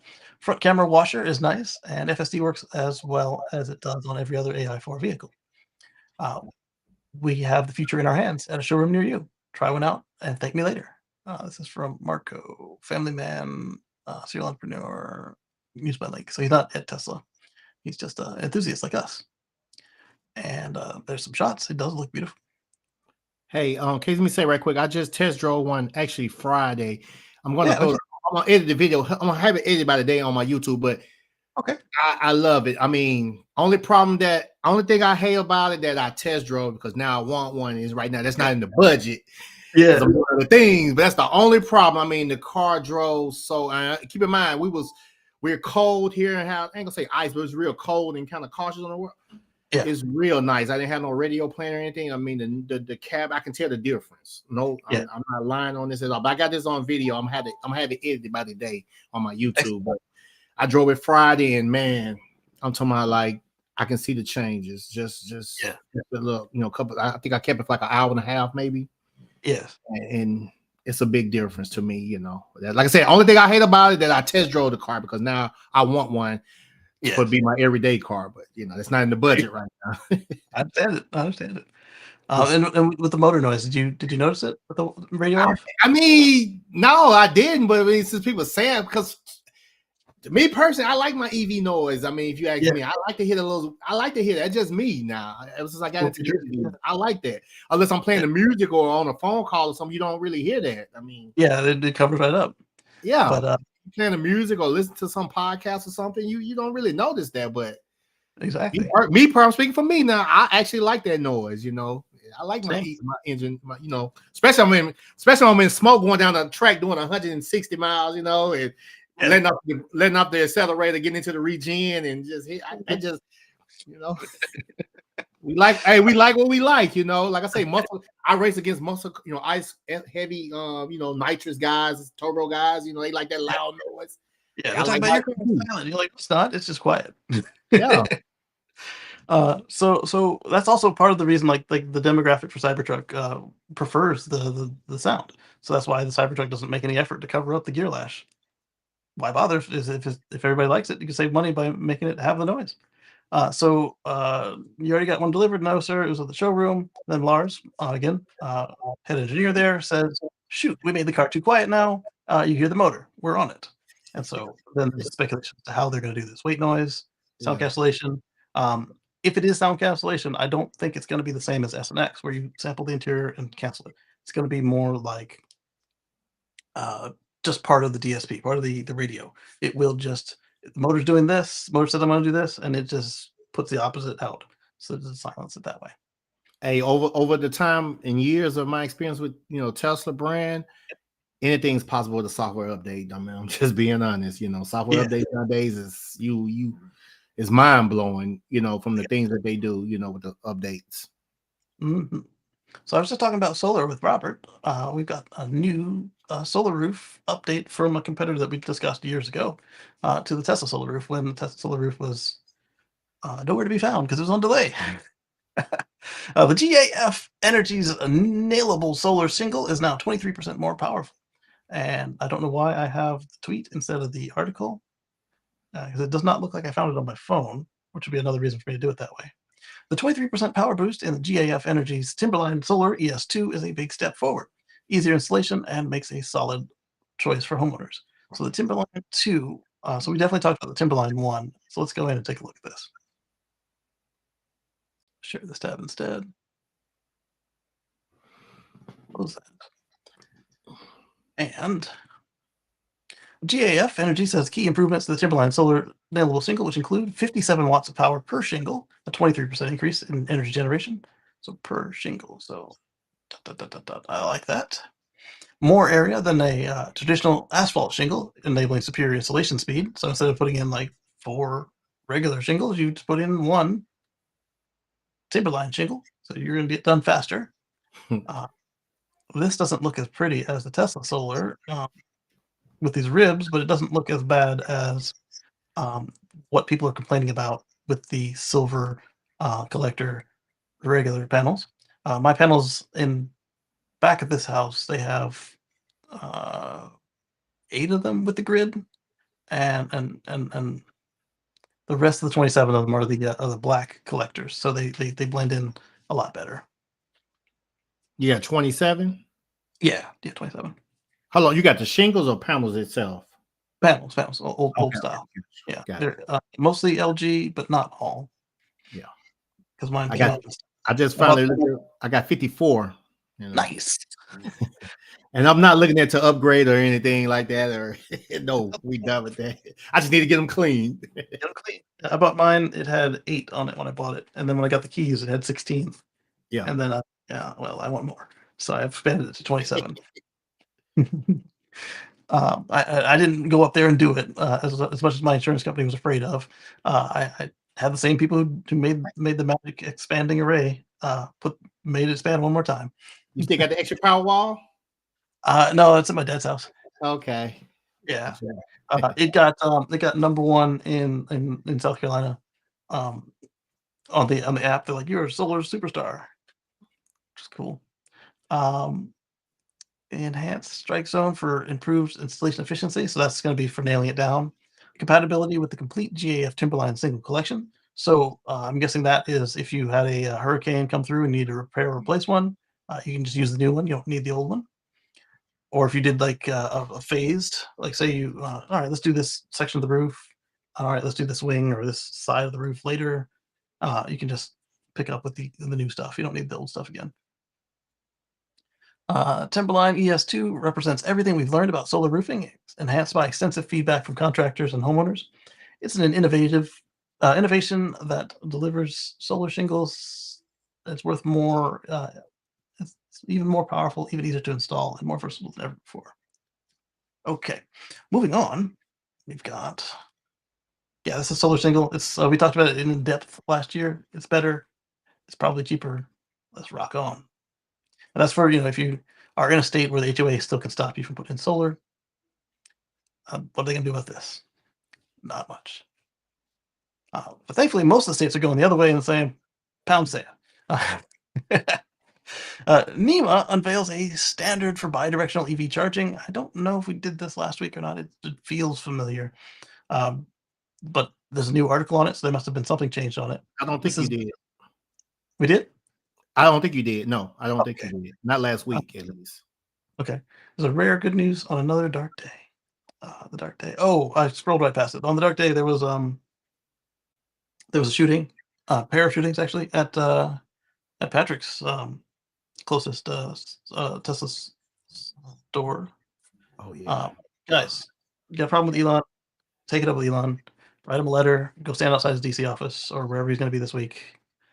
Don't escalate to violence on this. It's not worth whatever your problem is. It won't be your problem anymore when you're in a jail cell, and whatever you were trying to achieve will not be achieved from inside a jail cell. So, or jail cell, or the other option. It might be permanent. Our police force is a little trigger happy. Yeah. So calm down a bit.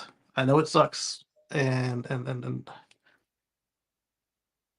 some of the stuff that's happening is not just him. Remember, there are string pullers in that organization. and they are dead set on a certain thing happening, and they're going to make it happen. Like this whole traumatize the federal workforce thing isn't even Elon. It's a guy named Mr. Vogt. Trump could care less. It's a Mr. Vogt, and he wants to traumatize the federal workforce until he quits or something. So that has nothing to do with the cars, nothing to do with the employees there, nothing to do with the customers.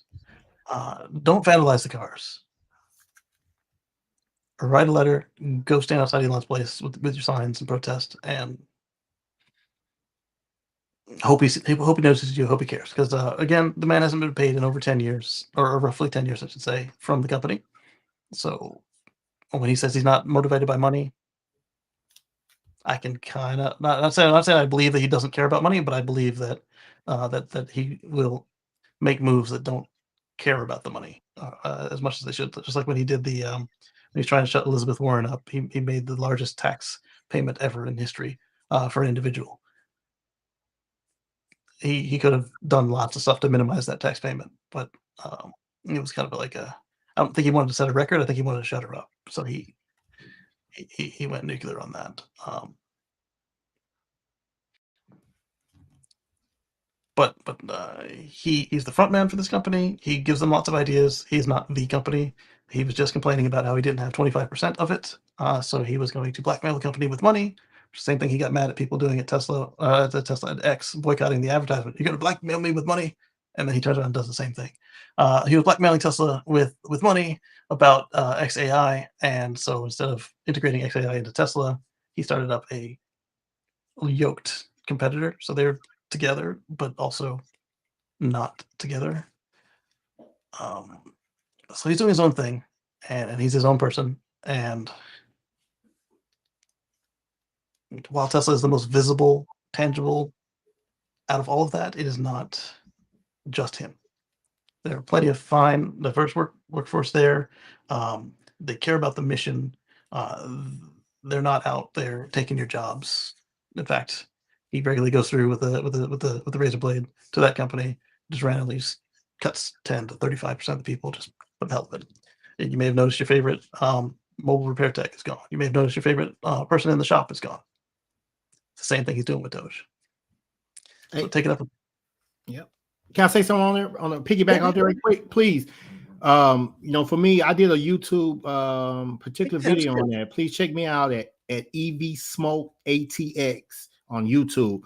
I share my expression about that because I don't feel it's right that people are being, when I say people like owners and so on being attacked or their cars being vandalized because of that situation, that's not right. And all Tesla owners are not created equal, right. And coming from where I come from, and I work hard for my stuff, and I'd be darned, somebody just, damage what I own, what I believe in, what I bought with my own hard-earned money. It ain't like Elon gave it to you.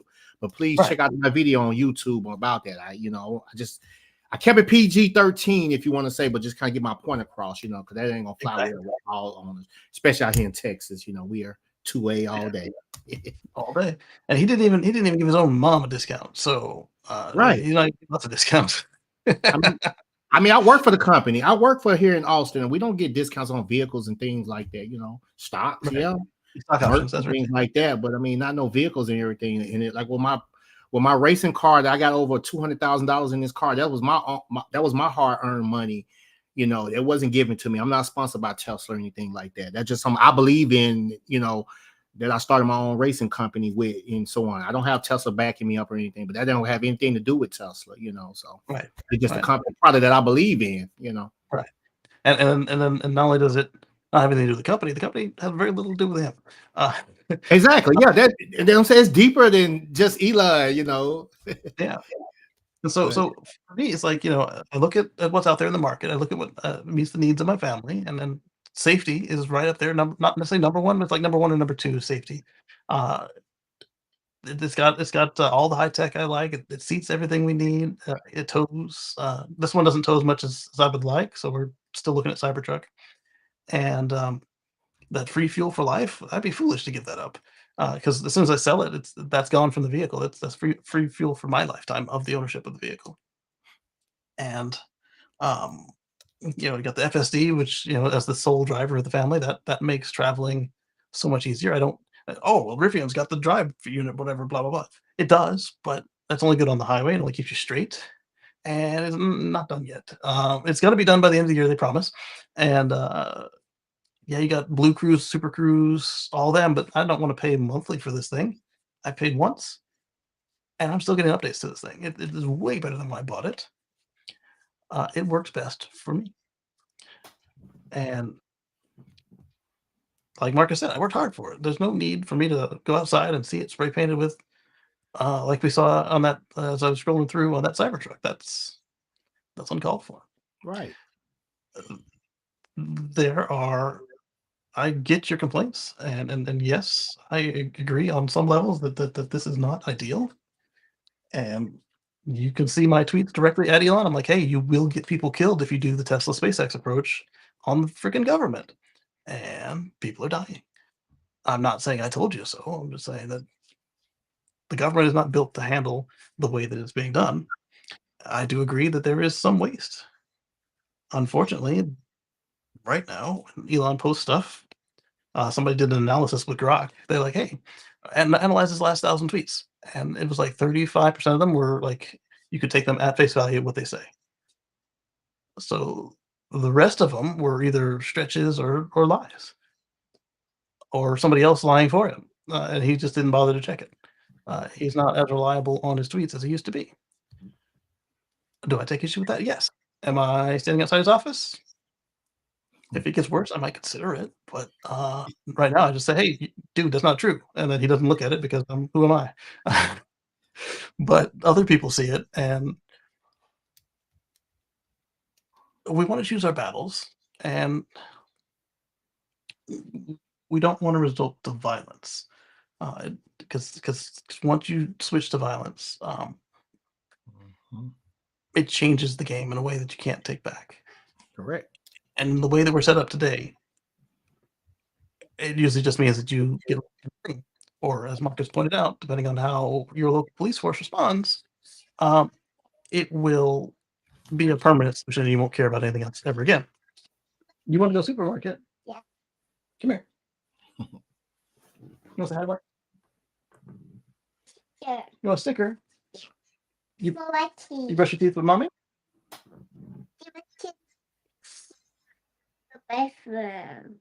Okay, yeah, because you didn't brush your teeth well with me. You put the toothpaste on the toothbrush and you said shh. And then when I left the bathroom, you were gone. Want a little chicken? Or flour? Chicken. You don't get a big chicken for brushing your teeth one time. You gotta brush your teeth 2 times and you get a big sticker. A little rabbit. That's a big rabbit.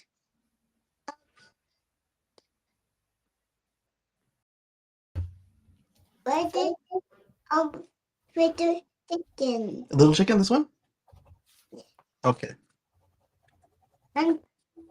And what? Here's your chicken. Okay, it's gonna go over there.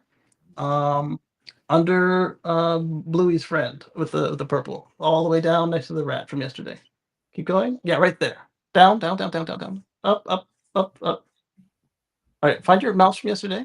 But yeah, go check out that video I made on my YouTube. It says, I think it says, my Tesla owners be careful, at EV Smoke ATX on the YouTube channel. I mean, I took my time to break that video down and try to be clean as I must, possible as I can be, because I don't feel that's right,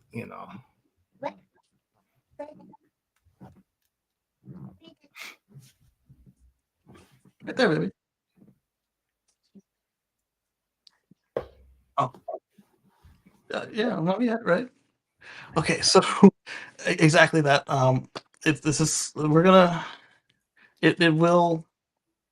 Life will go on. We will make progress on this. But we're gonna have to do it like every other movement. You're gonna have to just nudge him in the right direction. Okay. Nudge him in the right direction, and then eventually we will reach a consensus on this. Because yes, I agree there is some waste, but when I see that the numbers don't add up, even when he says them, it's like, I don't want to have to research it myself. That was the whole point of your other thing. Mhm. But at the same time, it's like, there was one he found yesterday, and if it matches up, I need to go check it.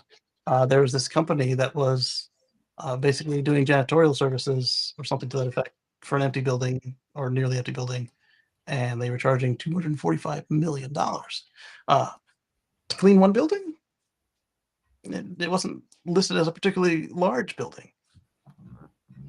If it wasn't the nuclear stockpile, then there's no reason for it to be a $245 million contract to clean a building. So it's a mixed bag, and it's just like my politics; they're mixed. You gotta look and see what's going on in the real world and apply it. But I mean, and like I said, I'm not into politics. I made that clear, but it got to be something that got people raffled, feathers raffled, that there's going to, some stuff that's going to come out that they ain't want to come out for over years that's been happening. But also, too, you got those EV Tesla haters, as I say, that's kind of like part of this, too, just trying to have a reason to, to do the BS that they're doing. Oh, yeah, some people just, Alfred, some men just like to watch the world burn, Batman. Yeah. The masterpiece. Mad at the world, as I say, but Yeah, it's not gonna fly. It's not gonna fly. Yeah. So this one, NEMA unveils a charging standard for. So NEMA is, you might recognize that from NEMA 1450, NEMA 1520. These are your plugs. These are your North American plugs. They have a EVSE power export permitting standard, which somebody came in and wanted to speak, and they were not approved, and they left. Oh well. It's not a regular space. This space is attached to the video. For those of you who are coming in and seeing this, the NEMA has published its EVSE power export permitting standard, which is a link to it. So for those of you on the space, you're hearing Motoko being really loud, washing her hands. For those of you on the video, you're not hearing any of that. I was gonna say I don't hear anything. I was just gonna say I don't hear anything. Because the space is coming directly off the microphone, whereas the video is coming off of the computer, which has a little bit, just fun. So the NEMA bidirectional charging standard defines characteristics and key domains of electrical communication, cybersecurity. That is very important today. Cybersecurity is becoming more and more critical in everything we do.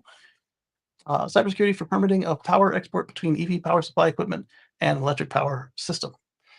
With vehicle to grid and vehicle to building, home, vehicle V2B and V2H, or V2L, which is vehicle to load, but that's usually much more local, like running a toaster directly off your charge board. With these, EVs act as mobile energy storage units to power homes and buildings as well as the grid itself. The standard could also put money back into EV owners' pockets by enabling the cars to store energy overnight or when not in use, and then sell that power back to the grid at a profit during peak demand hours. So I'm thinking it would be really cool. You have a grid connection, but you're set up for off grid, and then you have extra panels and stuff in the wintertime, that way you can make it through. But then during the summertime, you're just filling up the Cybertruck, and then you can just dump it back into the grid for profit as people need to turn on the air conditioners. Let's see, and not just Cybertruck, but there's others that work with it too. Like our friend Sergio, he's got a good low price charging solution, and it's cheaper than his home charging. So what he'll do is he uses his Cybertrucks and his GM trucks as tankers. Whichever one needs a charge, he'll just charge it up, and then he'll bring it back home, and then he'll charge the other vehicles off of that one, like literally like a fuel tanker, aircraft tanker, and it works and it's fun. Innovative solutions. And then, of course, he can plug it into the house as battery backup as well. David Kendall, director of the industry affairs at EBB, also noted the safety benefits, saying that the new standard will make installations safer while supporting grid stability and helping customers maximize their EV investment. And this is just the reason it's taken so long is you've got all these standards to work with. You've got the safety is very important, and then you need the power company and grid operator buy-in as well, because it's not just to the house. So they didn't even get a featured comment on this one. Did you notice that? Usually there's a featured comment. This one should have got it at 18. Oh, 18 there. Do they all get 18? No, no. So why do they not have them featured? This is great news and long overdue, as manufacturers have been making more vehicles capable of exporting power, offering the G side of the vehicle to grid. Hopefully, having an agreed standard will increase the availability and should decrease the price too, if they don't charge too much for it. Now we are cooking. I think it's worth 14 kilowatt hours. So dedicated residential battery is important for time of use rate arbitrage. Yeah, that's the other cool part there is you can get like 1 or 2 power walls, and then if you have a long range enough vehicle, and you can use that instead of buying a bunch of power walls. But that's cool. That's that. We're almost to the end of the pre-selected articles. If you guys have it, let me know. And then I've got a couple in the browser window that I might zoom through if I find them easily. If I don't, I'll put them in the notebook for next week. As I was getting to that 5 million impressions mark, I was a lot less careful about getting stuff into the notebook. And I was like, I'll open that and look at it later. I'll open that and look at it. Because some of them were not clear that we should be talking about them on this show. And so if that's the case, I don't put them in the notebook right away to filter them out later. Don't open them. Just leave them in the browser. And if they're not, I close them. And if they are, they make it back to the notebook if I get to them. All right, so this one is really cool. The average time spent in a supercharger has fallen by 22% since 2017 is the comment on Tesla charging posts. And we're currently reviewing the latest version. The supercharging keeps getting faster with smarter trip planning, a denser network, and faster charging, preconditioning, vehicle efficiency improvements, and AC ripple currents, and more. We're chipping away at every second to get you back on the road faster. So the AC ripple currents was the newest thing. That was on the LFP packs, where they will run AC through the DC batteries to help warm them up faster to get you back on the road faster. We've talked about densifying the network, so now that there's more chargers where you need them, so you don't need to bridge long gaps in the network. So you can charge where the car's got the fastest meet, and then go on to the next one, go on to the next one, and then when you get there, they added the ability to say, "Hey, I need to have this much driving around juice." So that last stop, or the last 2 stops, last 3 stops, even sometimes, depending on how long your trip is, the car will start to put more in reserve, so you're not spending all that time at the last stop for an extra 30 minutes or so. So you have the drive around juice, which is pretty cool. And then we talked about how it is now about to have the queuing, and now even before the queuing, it already has the smart routing, which is excellent. Kyle says, when we get the next big leap in Tesla DC fast charging performance, it's time. He's talking about the V4 native, which is coming up, and Wes said that it will probably be him, but I think it's gonna be Kyle or Tesla Tino, depending on where the person is.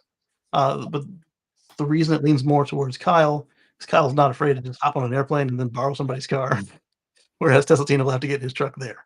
And basically, at that point, if it's not in Florida or wherever he is at the time, then Kyle's going to beat him to it. It's just a matter of fact. EV Dave says, charging problem with my Cyber Beasts. You have 2 Cyber Beasts? I didn't realize you had more than one. I knew you had one. He has a lot of cool, just like driving videos. Truck wants more 257 kilowatts than station, the 257 kilowatt-ish. Then set 250 kilowatt station throws message. The truck supercharger reduces rate to 35 and then ramps slowly. Yeah, so it might be at a station that did not yet get the update, but is capable of it, or barely capable of it. And so what's happening is the truck is ramping and the station's giving it, and the station says, I'm not allowed to go this high. And then instead of pulling it back down to where it is, it goes all the way back down to low. And we had this a lot at a lot of stations when Cybertruck first came out. So I'll give it a heart so it gets more visibility, but definitely put that in. I know you're not watching my show, but if this gets back to you, EV Dave, put that in on the app, and also on the tweet, and then somebody will see it. 100 kilowatts at 50% ain't cutting it. Tesla charging. So Colton is running Model Y performance, Model 3 performance. The taper is high on some of these vehicles, but like you said, we're working on it, and they are. This look at the graph, what it did over time. The folks interested, this was the first and last time we saw this chart from Tesla. first last time. What do you mean?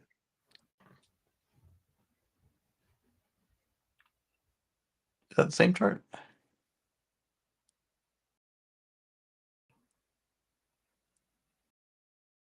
Oh no, he's saying we've seen it before. Transition to V3, efficient routing with warm with trip planner, supercharger density, vehicle efficiency, battery preheating, customer education, and that was to 2023. And then this one here, see in 2025, is continued. I see what he's saying there. He didn't word it well.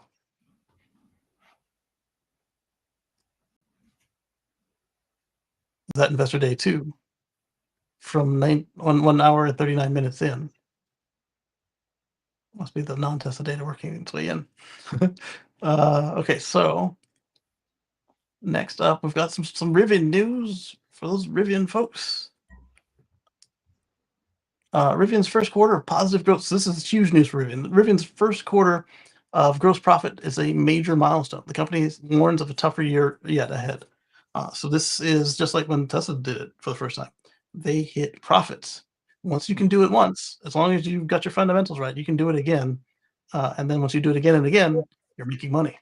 And so this is good to see. Congratulations to Rivian. I know you're guiding for a rough year ahead, and I wish you all the best to start turning them out and become the other large EV choice from a non-legacy. You deserve it. You've done all the hard work. Great products. Agree. Mm-hmm. This is great news. Now we have 2 North American EV manufacturers actually making money, and that's key. There are some other North American manufacturers, but they're not making any money, and they're doing it hard, not making any money. So we saw what happened to all the ones that did the SPACs. Was it one of them is still standing, and every other SPAC North American automaker maker is out of business. They went bankrupt. That includes Nikola. So this is not just in the field of cars. It's hard, but it's really hard to do it in electric and in North America. Speaking of electric, I guess that's not really a good transition on this show because everything's electric. But we've got the first look at the Genesis GV90 with coach doors, the next Ultralux EV. So I'll click on that. It'll keep you guys in the same tab, and I'll come back with you guys while it loads. This one we do have for later in the show. It's a little preview. Trump to shut down all 8,000 EV charging ports at federal government buildings. And it's a little nuanced, but we will talk about it in just a little bit. Let's go ahead and switch tabs to the Genesis. And here's our first look at the Genesis GV90 coach. That looks cool. It looks luxury. Look at that. I don't think this is the 3-row, is it? It's probably just 2 really big rows. But it makes it really easy to get in there. The only other question is if the front door has to be open for the back door to work. If it doesn't, then you like Uber. I mean, obviously, if you have a chauffeur, then you don't care. But if it's something like strangers driving you, you need to be able to have that back door work independently to qualify. Flagship GV90 is starting to appear in public ahead of its expected debut later this year. Designed around Korean minivan aesthetics to create an ultra-luxe version of SUVs. See, this I think that our friend Eddie might get behind. It does have that same SUV look, but it's also a minivan. The signature Genesis design elements, like the 2-line LED headlamps, now stretch across the front and the side. Like, look, they come all the way to the friggin' door. The signature Genesis design elements, like 2-line LEDs, the full-size electric SUV will serve as a tech beacon as the industry brand upscales into new segments. So that I was wondering how they're going to distance themselves from the Kia EV9 and the Hyundai Ioniq 9. All this is great, but the feature most talked about by people were the coach doors. Genesis removed the B-pillar, opening up the interior for far more space. So if the B-pillar is gone, then the rear door does not operate independently because the way that has to work is the front and back door interlock to replace the B-pillar. So this will not be coming to an Uber near you. Legit. Doesn't mean that you won't be able to catch an Uber in it, but it won't be legit. It will be, they've got it in as an Altima or Nissan Leaf, and then they show up in this. Wow. Yeah. We got a peek inside the GV90 last month for the first time after it was spotted on a carrier in South Korea, and it was looking at it with less camo, revealing the production model will remain close to the concept. Good. I love it when they stay close to concept or get better. When they get worse, it's like, eh.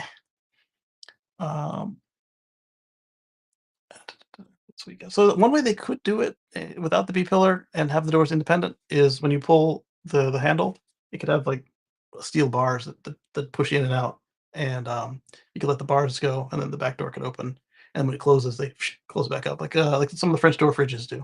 They've got their own little flappy bit where you can open either side first. Da, da, da, da, da, da, da. Looks nice. So look for that coming up later, and we will cover it when we see it because that is exciting. And I thought this would be later in the show than it is, but here we are talking about the federal charging station removal.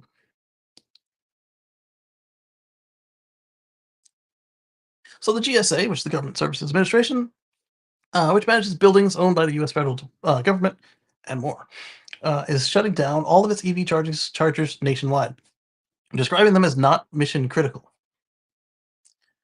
Mind you, all of these stations are already in the ground, already paid for, already functioning, already connected to electricity, and they already have all the key cards and stuff they need to service government vehicles, government electric vehicles. So the GSA currently operates. Oh wait, I didn't finish that. Operate all this chargers nationwide, describing them as not mission critical. The agency which manages the contracts for the government vehicle fleets will also offload any newly purchased EVs. So all the Model S's, or Model 3s that they just bought, Model 3s and Ys they just bought, gone. All the Chevrolets they just bought, gone. What else did they buy recently? Chevrolets and Teslas were the big ones that I saw. They had a couple of other smaller purchases, all EVs, all American made, gone. So this is what I don't understand right here. They talk about saving money and they keep wasting money. These vehicles don't need oil changes. They don't need regular services. They don't cost as much in fuel to operate. The government gets a preferred electric rate, so this is going to cost them less than the liquid fuel. They can make their own fuel because the government isn't afraid to put out solar panels, even though they people running the government sometimes are against us doing it. So now you've got the waste of getting rid of brand new vehicles, combined with the waste of now you're bringing in fossil vehicles that are going to increase the consumption of electric. Yes, because every kilowatt hour you use in an electric car, use the same kilowatt hour in a gas car at the fuel plant. So you're going to be burning liquid fuel, paying the price for that. You've got the oil, you've got the maintenance, you've got so you were just talking about getting rid of the workforce, right? So now you got to bring back mechanics or hire a mechanical contract. This is the most wasteful, not the most wasteful. This is another one of the most freaking wasteful things they've done since they started talking about saving money and then not. You see me a little bit shaking here. It's not just the sugar. I'm mad. I'm mad. This is ridiculous. And the very small handful of these points were open to the public. As far as like if you worked at a government site, you could swipe a card, and it would charge you directly all the fees, everything, including the swipe fee, and you would be paying that. I think prepaying it because just in case your stuff didn't go through. The rest of them were just for government use only. So you'd see a nice charging station out front, it'd be in the charge point network or whoever put it in, and you'd look at it in the app and it'd say, not for you.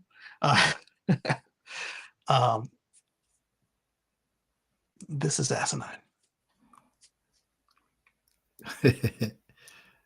What are they thinking? The only thing I can think is drill, baby, drill. But yep.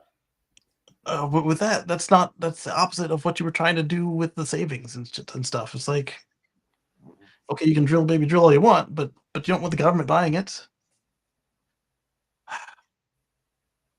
Anyway, the GSA currently operates several hundred EV chargers across the country, with approximately 8,000 plugs available for government-owned EVs, as well as federal employees' personally owned vehicles.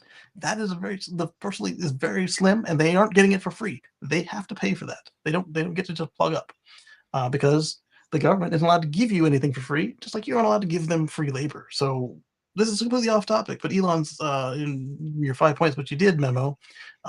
One, you're already giving that to your employer, if it's the government or contractor or whatever. So yes, you can just copy them, but do it by Monday at noon. Some people don't work Monday. So, oh, well, I could just do it online over the weekend. Somebody said that's freaking stupid because uh, remember, everybody had to come from work from home into the office. So most people aren't allowed to work off the clock. So they won't be in their email anyway.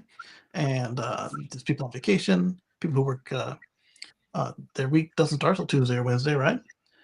Uh, this whole thing is, as I told Elon before he got into it, you can't do this like Twitter or X, or Twitter at the time when you come in and fire everybody at Twitter, or you can't do it like Tesla where you can just randomly just go through and like I need 10% of the people gone. Oh, I need more from the superchargers or I'll cut the whole thing. That does not work with the government. Although I wasn't thinking of planes falling out of the sky or any other thing like people dying of not having food or medicine. I was thinking like the guy who has the keys to the medicine cabinet at the VA would get let go accidentally, and they had to find him and get the keys. Or we found out that there's a national park somewhere out west where the only locksmith is there, and sometimes people get locked in the bathroom. And so for this 200 square mile area that he works, this is the one guy to let people out of the bathroom. I don't know how these people are going to get out of the bathroom now. The park is still open. And I figured it'd be mayhem like that. I did not figure it would be like we got. And I did figure that it would at least be some savings. I didn't think that we would see this. This is not a savings to the government. This is going to cost you in paperwork and administration and maintenance. Then now you have more maintenance with the actual combustion vehicles coming in.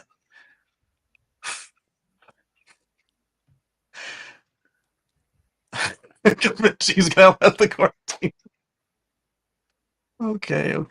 And they all charge a few kilowatt, yielding as many as a few miles of added range at the end of a working day for one or two lucky EV owners. Totally worth it. And then also for the vehicles that they built them for, the government vehicles, they're ready for the next shift by the time you get back in the morning, ready to go. Not anymore. Let the free market work. How's that going to work? Is the government going to go to the supercharger? That is if you have a government employee coming from their office to the supercharger and then back, that is 30 to 40 minutes out of their day when the thing could have been charged at home. You charge where you park. You don't go to a place to charge. That is stupid. It's not. Well, EVs don't need you to go somewhere to get your range back. That's a gas concept. Let me get off of this before I say something get me in trouble.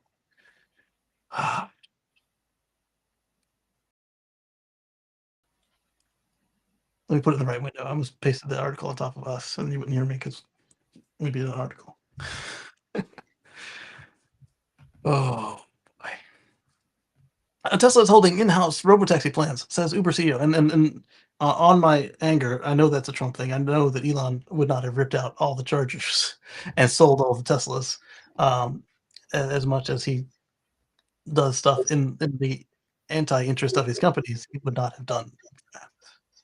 And so maybe he knew something when he said he doesn't think or know anything about the $400 million armored EV concept, because the guy who was sitting next to him wasn't going to let it go through in the first place. Because they had that modification where they took the word Tesla off of it, which, unless Tesla had won the contract, it should not have said Tesla, even though they were aiming that Tesla would be the only one to qualify. Then it just said EV, but it's still not ready to fund yet. They're not ready to pick who won it. I don't think that one's going to go through at all. $400 million for armored EVs if they're getting rid of all their chargers and all their EVs. Why would they buy more EVs to buy the chargers back? Well, I say that. Why would they buy back their EVs and EV chargers? So that somebody's friend gets them, of course. But with this many eyes on them, I don't think that they would make that mistake. Because what they would do if they were trying to do it, they'd say, "Oh, these ones are old and they don't meet the standard anymore. We need them to meet these standards." And then they could say, "All right, this is all coming from BP. BP bought the V4 superchargers for these sites. Shell did it too, right? So BP or Shell, or somebody else that's not Tesla. We want you to have the Ford charging contract or whatever. It would be them. It'd be somebody who actually makes electrical equipment. But that would be they would phrase it that way. It's an upgrade that's required to meet the mission or whatever. Not, oh, we don't need EVs to meet our mission. Let's get rid of them all. The Army and Marines have already, and Special Forces, all of them have already proved that EVs make sense, even in the battlefield. They tend to use plug-in hybrids, and you can then motor in on gas so that you get to the zone, cut the gas, and then EV it all the way in, take out your target, EV back out, and then cut the gas engine back on and motor on out. So you didn't need big EV batteries, but they were large enough for the mission. And then you could charge them on site, so you didn't necessarily need the fuel battalion to come through every time that you had to take these things out if it was just like a short deal. They have these rollable solar. Dan showed us on the previous show. They have these rollable solar. They're like an acre long. It's rolled out behind a truck, like an MRAP or a pickup truck. And then when you're ready to move on to the next place, you pack up the base, you roll the thing back up onto the truck, and then you drive on.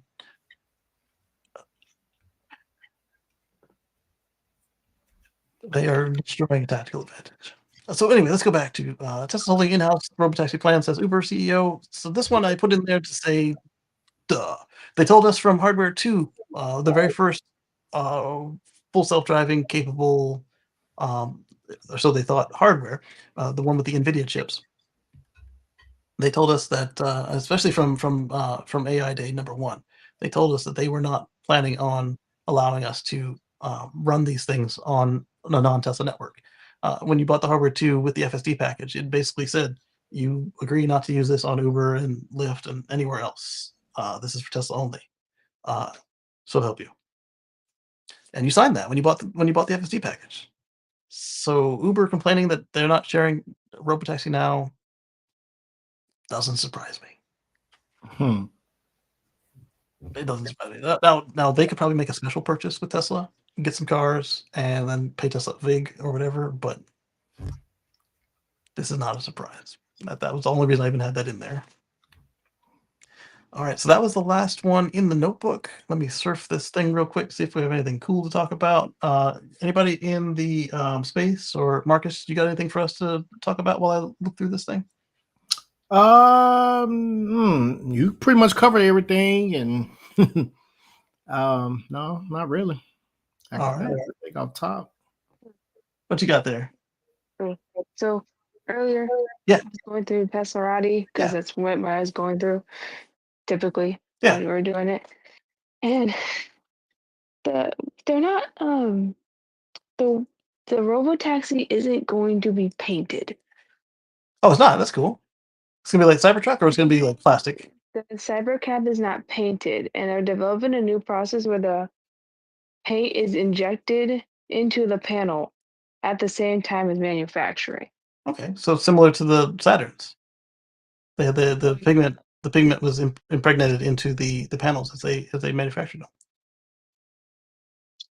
I was wondering maybe if we wanted that part. If I listen to the podcast later, he'll explain it more, maybe in detail. That's where it's from. Yeah. Oh, here's one that we could share. It's interesting. This Tesla product was released. That was really cool to me, and sold out immediately. They have a 1/40th scale Megapack charger. It's a USB A and C charger. Had 3 ports, and it's a scale model of the Megapack V2 XL. And so while we're doing this today, I have a SpaceX engineer now following my account. Oh, cool! Nice. And so this is a battery bank, but it's not considered to be a portable battery bank. Look how huge it is compared to your phone. I guess you could put it in your luggage, but you wouldn't want to put it in like a backpack or a pocket. So it's 2,100 milliamp hours, or 76.65 watt hours of battery storage. I don't. Does it fit on an airplane, or is that too big? No, that's too big. That's what I had the problem with before. There we go. So yeah, definitely aren't taking this on the road with you.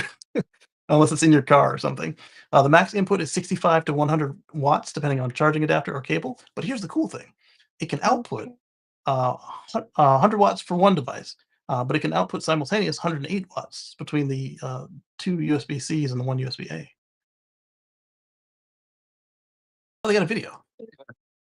That's the one I was trying to tell you about before. The new one, I've got the old one, which has got the cables. Yeah.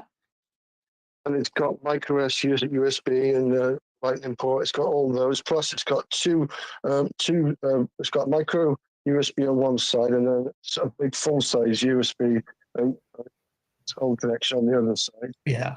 Gauge from 1 to 100. But yeah, it's got different outlets for different things. I think it's as big as the iPad and the MacBook. I want one. It's actually in my pocket when I go to town when I was on the live streams because I was running out of power. I was plugging it in and running that to keep my phone going on my live streams.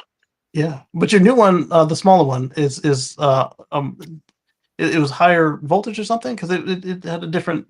It felt different than the measurement on the other one, right? As I said, there's two of them that they change the outputs. And, so one's just listed in the watts, the other one listed in the amps. Or the new one's say than that other one, which I told you were those the batteries that are lighter. It's 40% lighter while being 60% more. To be able to buy that, it's a lot less weight. Yeah. And then with the higher voltage, it will charge your phone faster too. Yeah. Yeah, that one will charge it at full speed of what my phone can do. Not as fast as the other phone, which you can't take on a plane either. The Phone 3 Pro. Yeah, that one's got some power, but that's beyond what you want to do as well. But I think they might change that in the future. Yeah, it'll charge the Samsung up at full power, 45 watts. Yeah, but another reason that's important though is if you're on your low on your charge, it can keep up with what you're doing even if it doesn't charge the battery because some of them you can be charging them and draining battery, but just slower. So Andres has good news. Andres' wife won the floorball game. Everybody, let's give her a congratulations. Let me give a little round of applause here on the sound effects.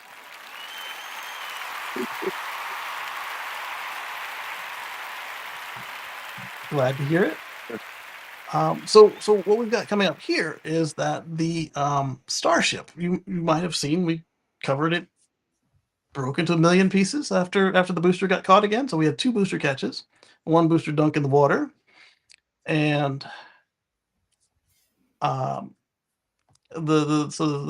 other Starship didn't make it, but the FAA has not concluded their investigation, but a resolution is expected soon, and the ship could fly again as early as next week on the 26th. So we're looking at Wednesday. I will definitely be watching that, but it could be like we saw with the New Glenn rocket and the previous one that blew up, where delay. So not holding my breath, but I'm excited because this is freaking cool. Who catches 40-story buildings with Danielson chopsticks? That is freaking cool. AI stuff. We don't really cover AI here, so I'm gonna skip that.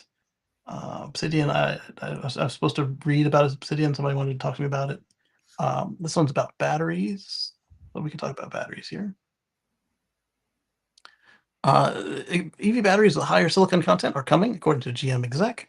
Silicon anodes improve charging speeds and driving range.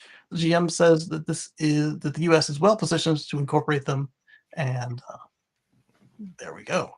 I don't talk much about future battery tech until we can actually see it, as far as see the results, see if they're super impressive for some reason, and also that they will be commercializable. Because if we can't buy them, who cares if you got a battery that can charge in 6 seconds? Not me.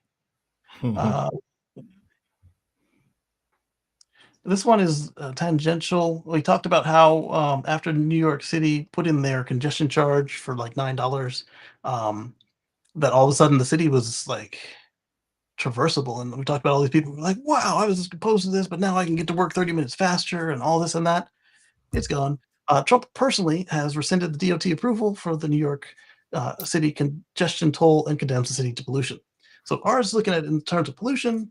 I'm looking at like those people who were like happy they could get up 30 minutes late. They can't get late anymore. They gotta get up early again. And back to the gridlock, guys. Back to the gridlock.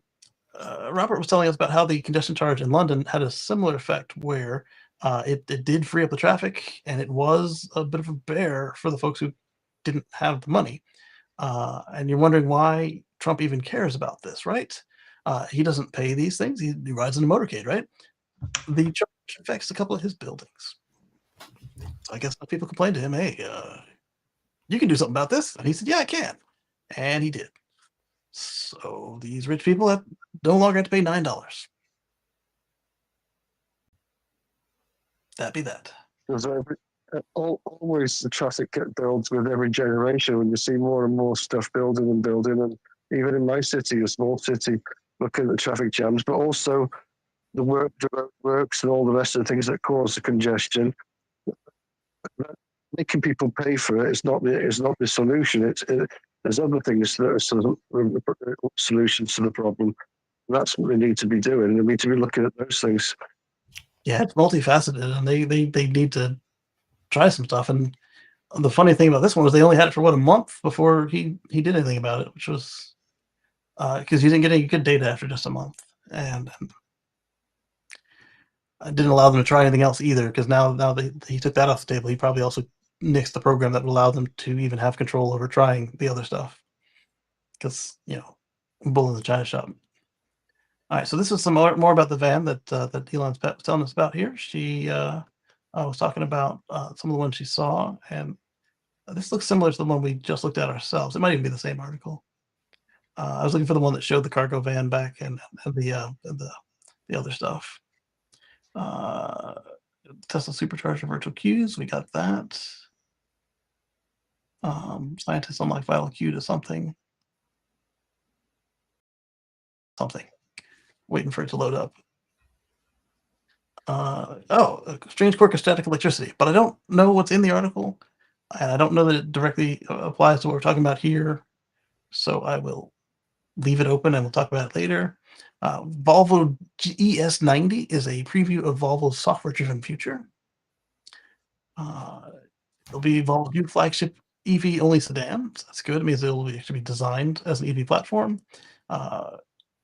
It'll be the next to use Volvo's software stack that involves the two NVIDIA Drive AGX or Orin chips to manage semi-autonomous driving features. So these were I talked about the Orin chip when they announced it, and that was like what, $250 a piece. So $500 in compute, paired up with whatever they did on the data center side. This is cool because Volvo is not a software company, and they're not a hardware company in the sense of like electronics hardware. So this gives them a boost to be able to do something like what Tesla's doing. We saw the NVIDIA event CES, and it's powerful. They showed you how you can basically set up what Tesla's got going on with Dojo and the rest, and then they said that Tesla's got it right. They've got the data collection, and so this allows more automakers to do this thing. And I'm wondering at this point if it allows, say Volvo gets this, and they can say, hey, we've got the cameras, we've got the compute. Can we give you a couple per car, and we just use FSD instead of doing it ourselves? That's a possibility. So there's a teaser. We didn't see any cars, but they're talking about software driven and the two computers. So that was cool. And their sister company through Geely is Polestar. The Polestar 3 gets an Apple digital key support and the NVIDIA processor. So if it's got the Apple digital key, it should probably also work with the Samsung key, but that's not a guarantee. The Apple key is pretty cool in that it works just like the Samsung and the Tesla. With your phone completely out of power, you can still get into it. And if you don't need to hold a jingly keys to get into your house, why should you need to hold a jingly key or a key fob or a key card to get into your car? So thankfully, other automakers are finally starting to agree with the Tesla phone key. They're just doing it through standard methods that came out after Tesla started it. These standards came out, just like What's the usual story, right? Tesla does it. They say, "Oh, we should do that too," and then there's a standard, and then they can either get on board or not. But you can't say, "Why don't they use something standard when it didn't exist when they made the thing," right? So BMW was on this already, maybe the first one, but uh, the cool thing here is we're now seeing it on a full EV lineup, and it's cool to see. Samsung announced that the Polestar 3 would also get its digital key functionality, so there we go. My speculation immediately proven true. Polestar 4 will also get this feature soon. The cool thing about this that's different than the past is, like that BMW, they're using the built-in systems to your phone rather than an app. And it might be like some of the other times the phone makers have done this thing where it has this feature and it just plugs into an app. I don't have a car or a phone that does this. Well, I have the phone, but I don't have a car that needs this yet, so I can't go and evaluate it myself. I could probably rent one or something out of Xbox, Nvidia.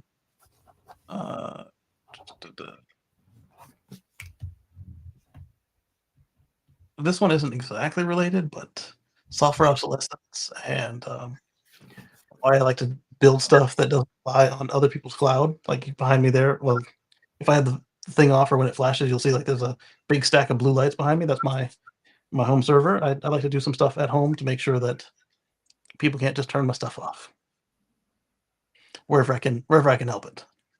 Obviously, I can't do that 100% because I got to live my life.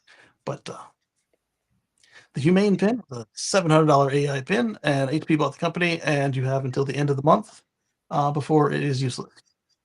So they're letting you know you should save all your stuff, and hopefully we can see somebody out there that's got some firmware engineering skills, and we can then turn this to run off of our home servers as well. I don't have one. I've got this this Rabbit's AI that Marco is obsessed with. I find it slower than the stuff you can use in your phone. She likes the cute rabbit. I guess I still need to look and see what people are doing with theirs to make it why I shouldn't just use the apps exactly, but or if I could tie it into the faster AIs. I don't know. On top of that, we also learned that that the OpenAI and Tesla, not Tesla, the XAI are both using a lot less water than previously stated. I lost the article that showed that, and we were going to cover it, but I lost it. If I find it again, we will cover it. It'll just be an old article. I do that sometimes. So at this point, it's a matter of I would also like to run some of that in the house, but I'm going to wait for those NVIDIA boxes to come out and just set them right here on this table behind me and try them out that way. 1 year later, executive order declares U.S. agencies aren't independent anymore. Cybertruck is not a death machine. So this is just a larger organization covering the same thing we saw with the crash tests.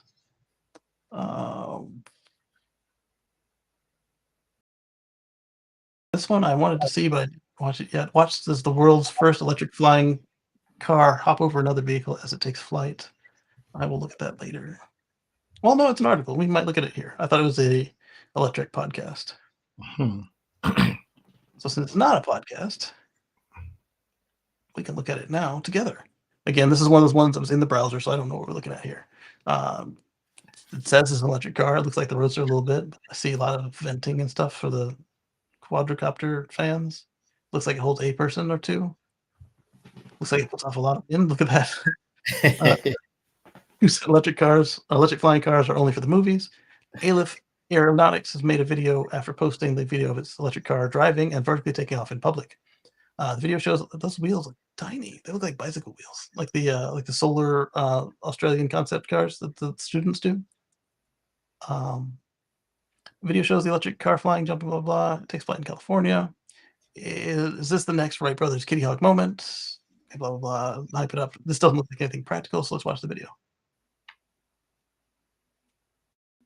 All right, so it is driving, taxiing. That's driving. Maybe it was probably taxiing. Okay, there it is. It's flying. That's not a jump. A jump to me is like what they described with the Roadster. You're going at speed and then it hops, right? That was just a transition to flight and then back down again. Look at how much dust it picked up from the whole environment. Just as a regular street. That was no. Okay, so it wasn't a lie, but it was a definite exaggeration. In a separate video, Bailiff showcased the flying car driving off-road to prove it can still drive like a typical vehicle. Can it? Man. Can it? That's not really off-road either. That's just a gravel road. Okay, so it can handle a gravel road with bicycle tires. Gotcha. Microsoft, makeup cases, engineers, older Intel chips, Lumia, Intel. All right, so I think that is the most of the easy to find stuff that was just hanging out in the browser about our topics. So I want to thank Marcus for coming in today. I want to thank all of our channel members for your continued sponsorship. I want to thank everybody who took the time to come in here, and Spaces members who went through 2 spaces because Spaces crashed because X needs to hire more people to do their work, or needs to do better project planning. I don't know, but Spaces are trash as far as stability, and they need to fix that. So with that, I will end the video stream, and then Marcus and I will talk for a little bit as we will end the space as well after that. Again, thank you for all your time. We will see you here next week, again at about 1:10 Eastern. And we've got a Tesla Life Express number 2 tomorrow at 7 p.m. Eastern on the Tesla Life Show. Wednesday, the Tesla Life Live is on. And then Friday, another Tesla Life Express. And then right here 1 week from now, you got me. So appreciate it. And we will catch you on the flip side. So click end stream, and it will play us out.